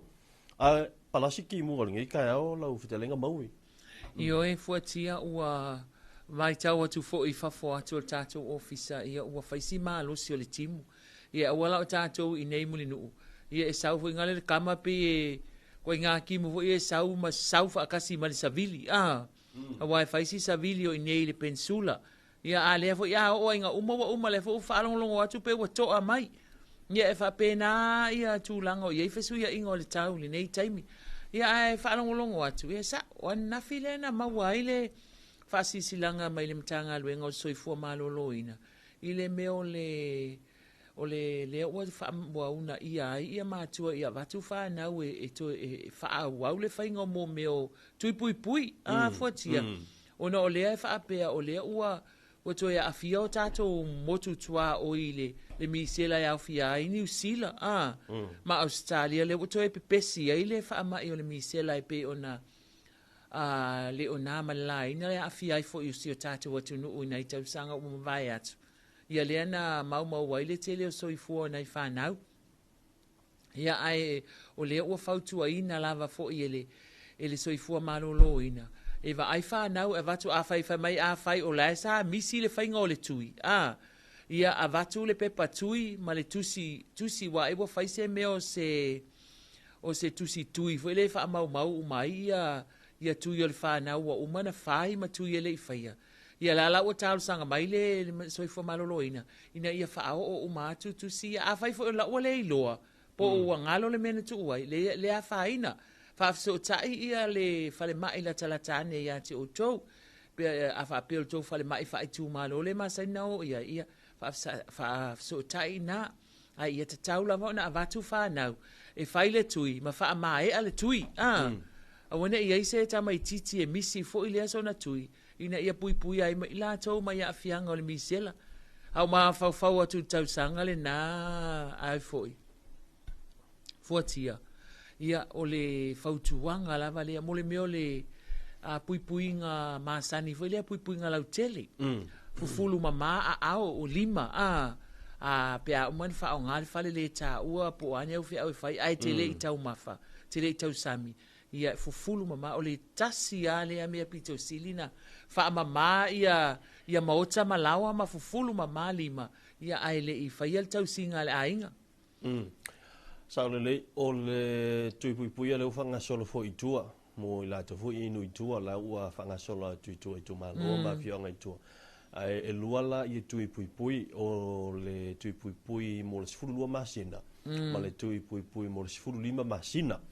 E luala tuipuipui a whai o lo walo na ua ato le sifuru lua masina, no winga tau na whai tuipuipui, ia po le sifuru lima fo i masina. O tuipuipui nei, e au fi ai wha mai o le misela, lupela, ma le rumatika. E pei o afoi, o wha mai a leo lo i tonu o le tuipuipui ia e taula o na wha apena o na ngai ave alo ma whanau. Pe a whai e te mautino, e le i whai esi puipuipui. Ioi, la e tu mai fo le awa noa e soifua malolo ina whai mai. A whai o na ua le iloa le pepa tui o lo wala. O wale popole tu langa na.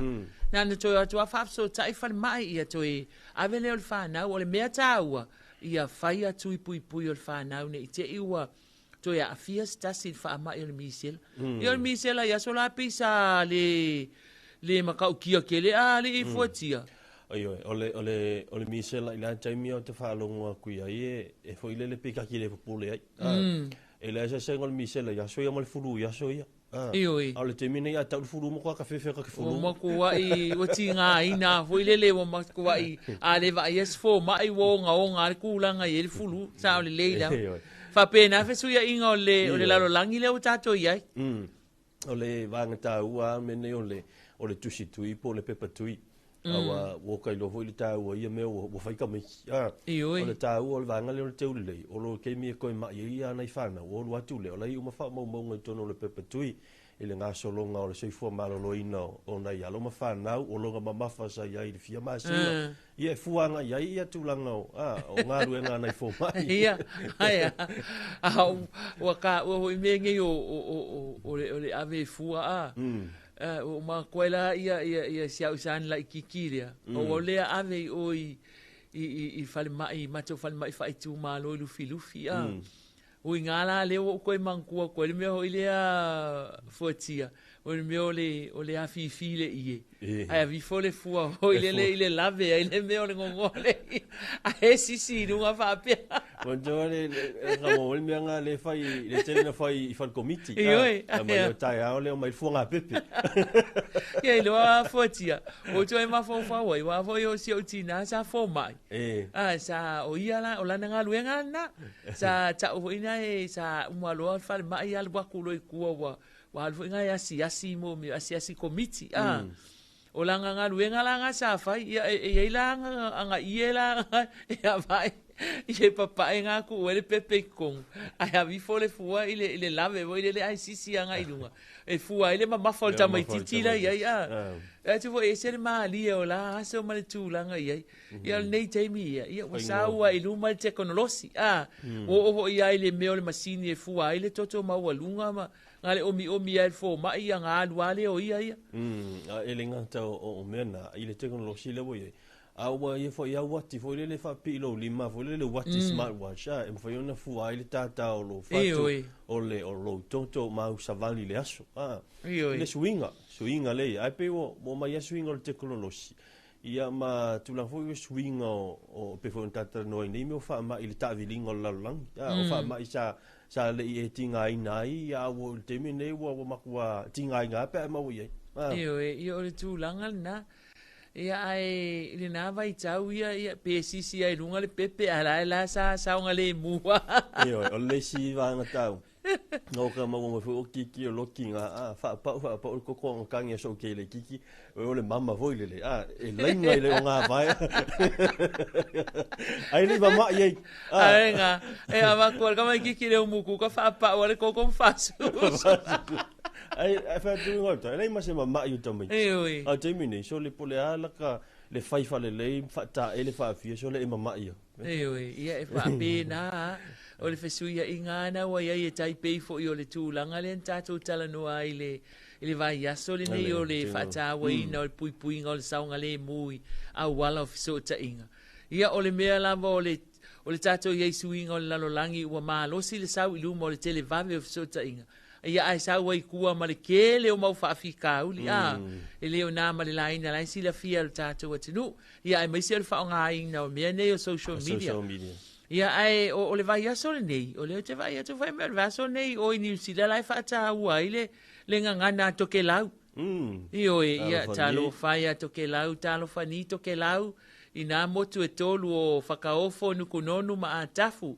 ia malo te soifua ia te outou te nei tae au ia manatu ai o manuia outou te alofa te atua ali i fuatia ia malo toke lau whaaftai whaafongafonga mai mantua si motu o toke lau ia ele taitaina pele tu AP e whaafongafonga mai lava ia sa whaapea fo i ona whaatino la tau porkalame fo ilia soifua malolo ina i lunga o le si ufonga o Samoa le tu AP i tau sanga wa tuana i atu ia e whaapea fo i ona wala au mai i tātou telefoni ia malo lava ta ua fo ile ngana toke lau la tou ila la tou tu mala la tou anga nuu ia manuia ne yaso fasin to tele o ona i tamatai oi ia ile sa ile o tau sala o Samoa sfululua ona finan fa ile le nga fo sauni ngalo ia le tala lo ia le tapenanga o vai aso le o la fo tapenanga o nai tamaitai nei wa ile ngata o nei tamaitai i nei lava i Samoa ia lo i foi tamaitai foi mai e tunu mau pionu sila ma nai Australia ia le ala o le a taua ia po ai le o le a pasianga ia le pale le lo i le tamaitai i tara le tatou mi Samoa ia o le tausala fo le Pasifika ioi to tele wa fai si to tele fai o tala na fai to tele fai numero na i tamaitai Samoa o le tau vai le sa ilia o se tau sala o Samoa ia ma le tua fo e mo ia to tele ia ai tasi al man malo sa o ile i o le upu fo ile ele mua umani va ele mua umani va ia tasi al tangata tasi al tamaitai filfilia ia o le asuia ai le tamaitai o li tara lea o lo pale mai le pale o le tausala o Samoa ai mai se foi ia o le tausala o le Pasifika ia talo sia le fa moi moi na ia lo mafanau fa aftai foi nei mai tai o lo o ia ile langona foi le ai e fia a tau va mo le sa ilia o se tausala o le tatou atunu ia ave uma foi ia le tatou lango ai o le o lu su tasi minute o te ai le tu lai valu li fuatia o le ase vai foi stato pese a tali mai fata si mai ale ali o maletino mai le samcert a le vaenga le o le tato matanga luenga ia mo le tato fata noanga ile nei tai au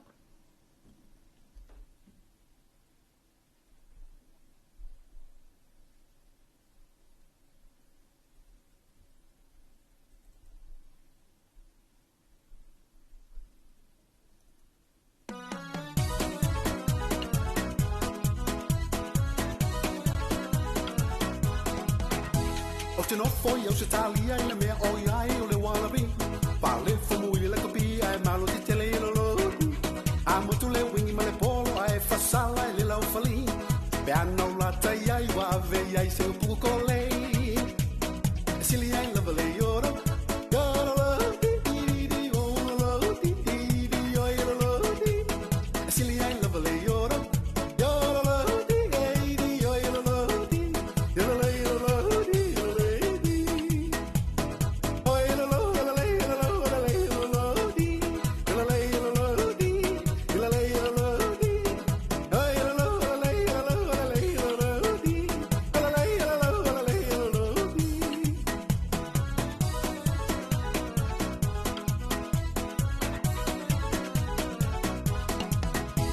O sao fai no atu e lo olo pe fo yo a. Fai no fio na luli pe a fa pe lo lo di. Ma na va te le te tonu se ki lo so ta si lo tonu. O le aman me yo lo wa pe a fa lu mai ia te a u. E fa pe nei na yoro. Yoro lo di di o lo di di o lo di. E fa pe nei na yoro. Yoro lo di di o lo di. Yoro lo di.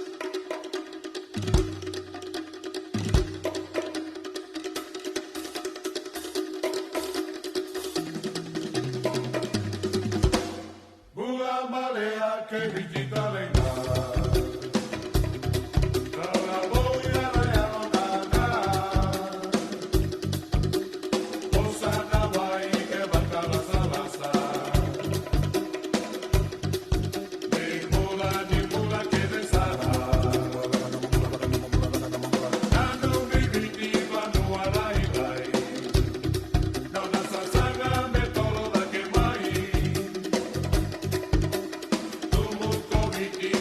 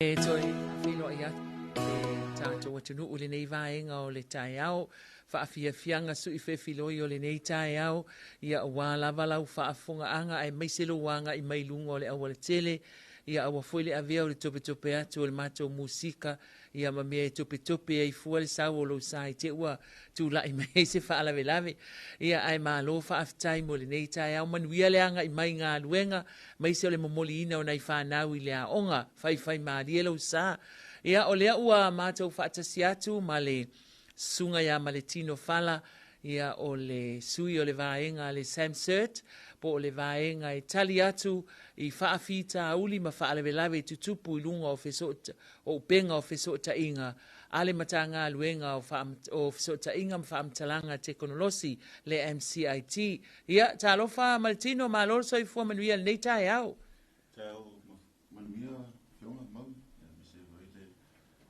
talanga ia fuatia le nei tai au ia malo whaafitai walu lava yaso malneva yaso matou pepese atu i le whaalau i loa ina o le tātou vai yaso whaapitone isa i whaise tala maltino o le ale polo kalame na ia na nafi wala ua sila fia le tātou atunu o le asosane na tala ai i le tātou sauni ngā lotu le na sauno ai ia le afionga i le sui pāle mia le afionga ia to e lupe ia e le tatala ina aloa ia o le whaamoe le asa a o ana nafi la le aso mua o onga ma polo kalame se saunoa maltino ia haftai lava maui mo le whausile ni te au ia o ana nafi le sa whape na ono to e matali e leo tato pokalame le se po week ia e wha ula so whalaile ia o ana nafi la le sa wha tino ina le vaenga lea mo le youth ia e wha pito lava i le ia onga de ngata i universite a whapea fo ia onga turanga lua ia o le si vaenga vai e lua vaenga ia o le si vaenga lea sa i le vaenga matanga luenga an malo ia o tamite aonga la le sa pe focus i awareness i le pito lea le afoi a wala e pui i mai lungo o penga ta whailangi ia a o lalo le vaenga lea sa i le technical ia sa ia matanga luenga al malo ia le sa fai foi training foi a walma maanga i le vaenga lea le mea tau IT ia o ko foi la ko ia share kui la ko ia matanga luenga malo faftai o le po kalamela na o le aso nafi o le ala se tulanga na ia le a fo i le awai mai o tupulanga talavo wale pe fallinga mai la va ai tu po kalame le fo wa esa unoa e pe li lifa lava e target ia tupulanga talavo ia po o fana wa onga wai pe o la towia o le o sa le alu le akol fa onga ina o le a fo i o le teknolosi o le ala se tulanga na ia le tali mai al fana ia tato po kalame le aso nafi io Hatumulia se fiel mato vaenga ile tumtum wato whanau a onga foi awai Peina e saunua ia pe o lātou lava le whamawhai fo ia le tūlanga nganafi. Ono le mālosi mai le internet lo ei nei teimi, whātingkolosi lea. Ia ua lesa whai e ia folasanga le ofisa o leo. Ia le folasanga ia le vaenga le meta le whapeo, ia le vaenga le Facebook, ia. Pe o tūlanga lavana lesa iai awa le puipuinga o whanau i le sona lafo i o upu, po le whai o post, le talawhea ngai, ia ma tūlanga whapena, pe o tūlanga lavana lesa iai le pokalame ngafi whaapito le tameti. Ia o le puipuinga lava ma le sanga le mu o lātou i le whaungaina le o le internet, po o lunga o social media. Es. Ia, o le ase fe au tau moli, le ase message, le tau mawhai ia lautou vaenga fo i ai mai se o tātou mtanga luenga e momoli atu ina ia umale le vai aso le nei wa mawhai o na o atu le fe au lea ilo tātou atu nu ai mai se o whanau talavou a wala o whanau a onga ia lea pe le mawhai na au ai mai a o tua lai nu tua i nu le ase tūlanga o iai leo o atu le fe au i nuu, i tupulanga, i tua i nuu mafioanga. Tai mo le whawhisili. Ia, pei o le mako vai maua le ia wale a fio mai o tamiti aunga. Ia o le whata ua ina lava lea o le whaunganga lunga o le internet. Ma le malama i au wala pei o le nevai te mil losi mai internet pei na saunoa mua tua te miusola. Ia, ua whaingofia lava o na whase lesi. Pei o mei o emaili tau whase. Ia, lesa wa i leila tau i vaenga e ona i lo ai e leo se mea mo mea lea. A le tale atu whafsili tua i nuu ia whala putpunga. Ia o temi nei o le ona sa amata mai lava ia o ngā tūlanga lua o universite. Leo matanga luenga al malo. Ia, ele ngata o matanga luenga al malo. A o matanga luenga tumo ot, private, taitas. Whalapupunga. Whalapupunga. Ia, o te mila nei, o lo iaile plan e a foi. E whaasolo i tua i a foi. Ia fioanga. Ia fioanga, manu taitas. Ia. Ia, malo whaafitai. Ma nei ai o le fe aule na momoli mai e le au talavou lea e whakasai vai te le uta le pō le aso... O le aso sa. Lea sa whai le lato whaatinonga. Ma whaape mea le o le share o le password.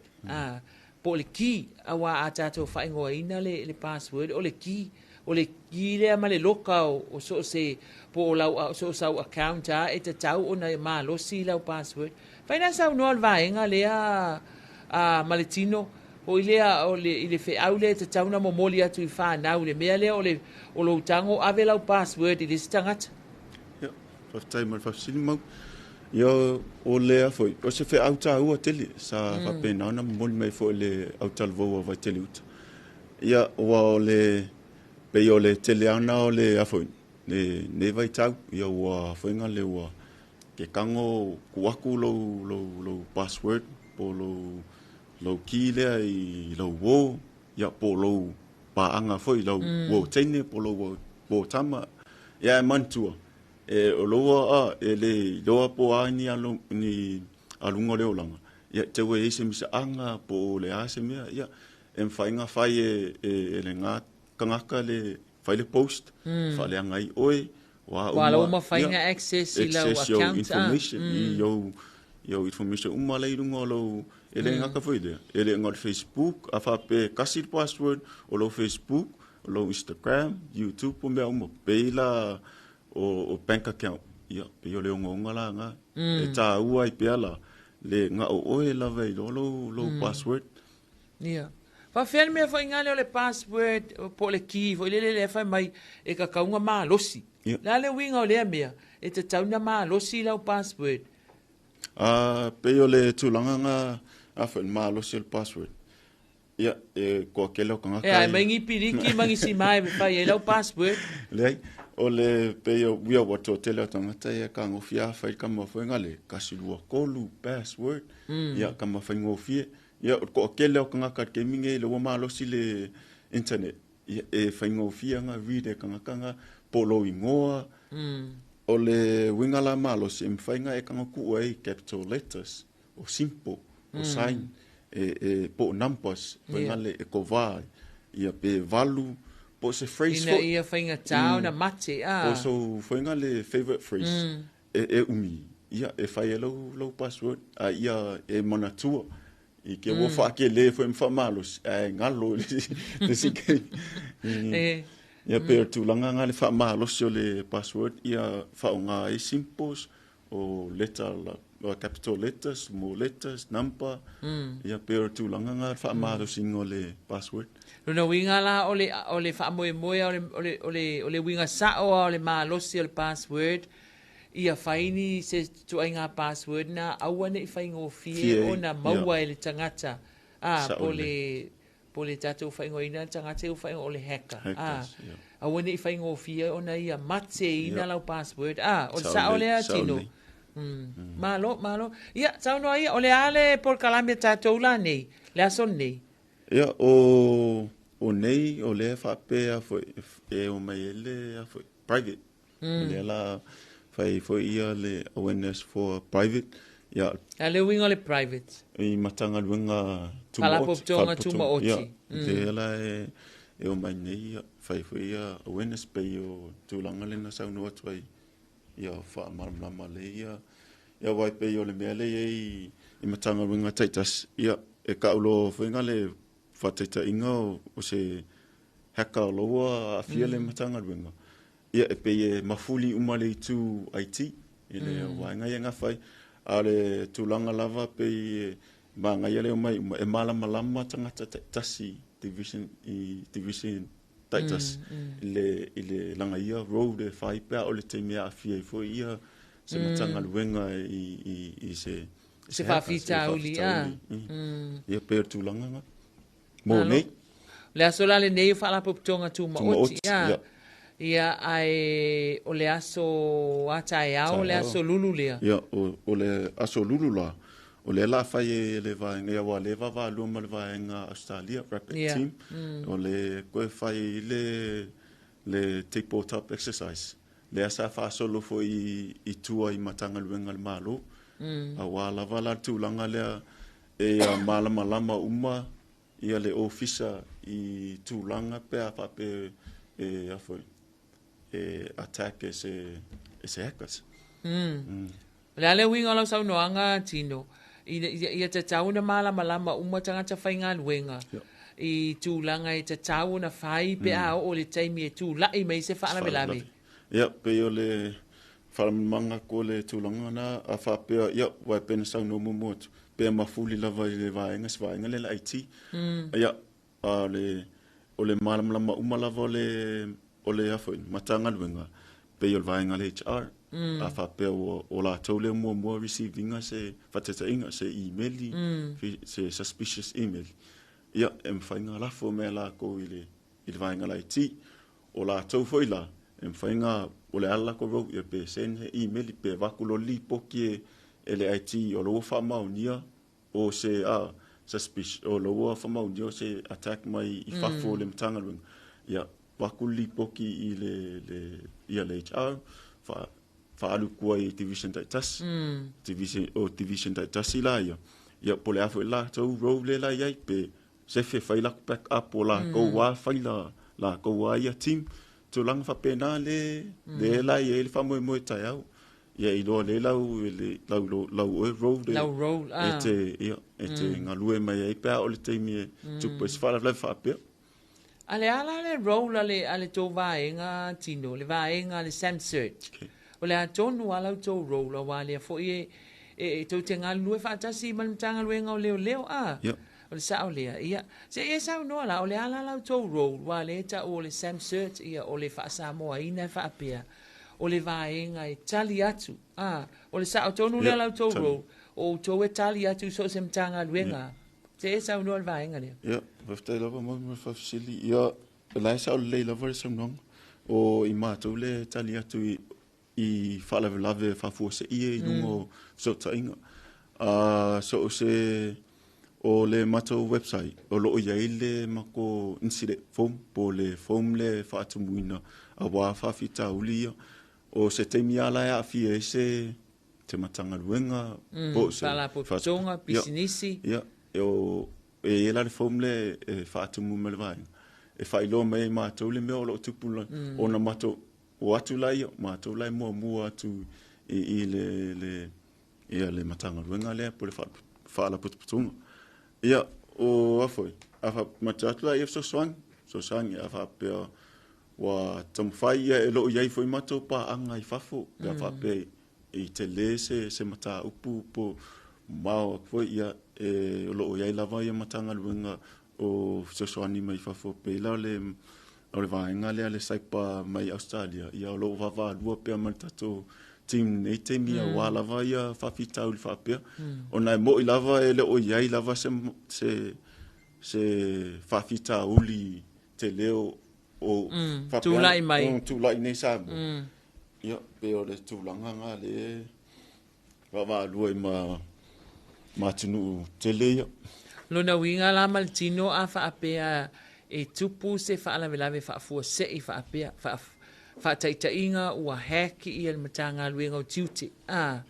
Ia, o lona winga o tau o lava lale vaenga e te tauna mua tali iai e te tauna mua longo mai ala tu o le sao lea. Ia, pe o le tūlanga lea. O le teimi nei lo o iai ni whainga le po se tula fono po se ona e iai fo le puipuinga matanga luenga taitasi la tau ia information. E lo iai la se pe e mwhai lava ona a foi. Ina longo mai o tau. Longo mai. Pe ta mwhai lava la tau e saavle e fofole whawhitau li o lo i lato o lo whengai e man lato matanga luenga. Ai pe e sao le sanonga. A whapea lava e longo mai. Ia o mātou lava mua o e a foi. E sosoani mua. Malo whawhitai ia. O le naua mai mo whaafonga mai tātou atu no ia o le tau mawhainga nā le sunga ia ma le tino whala o le vaenga lea e tali atu i whaalawelawe tutupu i lunga o fiso tainga i upenga o fiso tainga te le vavave ia po le Samsert i lalo o le matanga luenga o fiso tainga ma whaamatalanga te konolosi e pei ona iaile neiva i aso ua whaatawa ina o puipuinga o le saunga le mu o awala o fiso tainga te le vavave i lo tātou atunu upo o le Cyber Week o le neitau sanga lua afe lua sifun male lima. Nā fo ua sauno atu ia male tino e tusa o le whaanga solonga o Polokalame o aso taitasi mai le aso ananafi o le aso ma le aso ataya o awele tātou toi whailua ia i astofi. Astofi Maltino ia aso tofi toi su mai le sunga Maltino tātou toi whailua ai ia ma toi whaalau i loa isi Polokalame o aso o toi aso whareile le whamai aia. Ia, sao le sao no. Whamai aina le vai aso tā ua le nei ma le vai aso whaapitoa i le aso whareile o le vai aso nei. A o le tātou talanoanga na ma le sunga Maltino le Samsert i le nei tai au Samoa i lau whaafonga mai. Ia a maua fo iso wawa noa susu wane i le maota o le tate i le pito i tua i lunga i le whonga whale mua ia o lo whaanga solo ai a tātou Polokalame ia o aso taitasi. Ia lei fo ile nai maua ise hawa noa e te fesili ai pe a whai e leo malosi lau password e pe on whai mai ai a Maltino. Ia pe a whai foi o na e whai ma hack el tangata lau page, lau Facebook page. Ia po a whaafita uli po wa ave el tangata lau tupesa i tono lau bank. Ia o i la e taona e o mai iai. Ia whaafofonga ma e tu fesili foi ia o lea iai ia le vaenga Samsert te fesili ai mo se soani. Ao tātou talanoanga na o le nei tai au, manu te le ina le nei aso Samoa.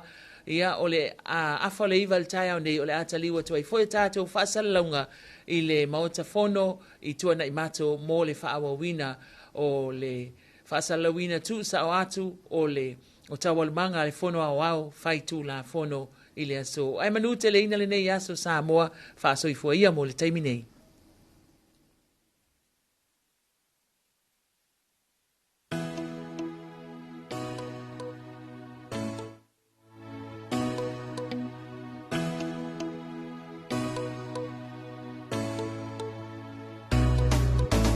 Solamente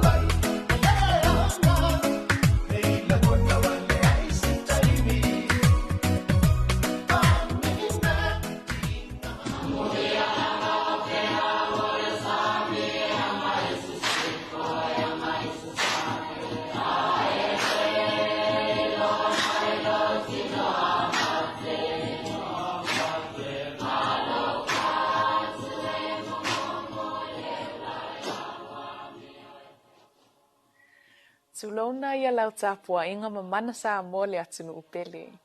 Watoi nei o se anga whaatau nu uina lau wha moe moe sa whauau, whaupo, ma lo le folau, ma lo le tau iwi, whaftai tau tua.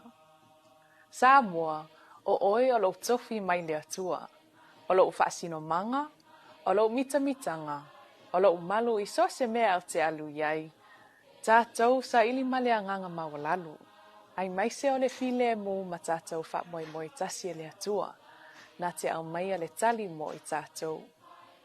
Tupulanga tala vou, ua na o se wha manatu, a o sa ni atu i la tātou whainga pādota.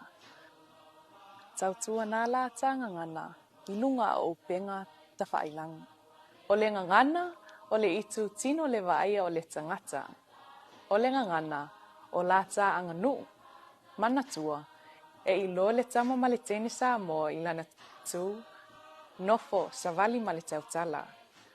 O le ngangana, e i loa ai le itu a inga tangata i ai o i maau. Tautala ma le ava, tautala ma le poto ma le atamai, tautala ma le alofa ma le anganga mawalalo, tautala ma le faa alo alo. Ia a vea upu, ai mai se o lau ngangana i lunga o penga ta whailangi, ma vai ola, whaataita inga, whaamalo si au, ai mai se o se lavea i moso se anganga ua mawhatia. Ia manuia tele lau whainga pālota Samoa lau atinu upele, tātou filifili whaatasi ma le atua, o lo tā whaavai, alofa tele atu.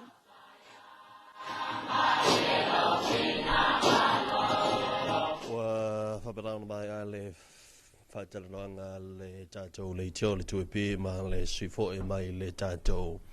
Vaenga leo le Sam Surt, i a beo na whaatasima iai le sunga ia tino whala e a si tau whaapula pula i le pula kalame o lo i nei va yaso. A o te pula wati le uto e ono minuta tau tā leo le iwa ia ua whaamutātou i fo i ma le tātou kalame o le Talofa Samoa le tau. Seisara whapaponga le tau an tau o le wha o tātou whaafia fianga. O le ngalo le hawhale iwa le kolosi fo i whaasalonga le tuapi i tuana i mato i no whanga o lo whaapenao na usua i le whono le pārmene a pe ona iai le le masina male le iwa i aso. Manuia tele, lava singa mafuafuanga.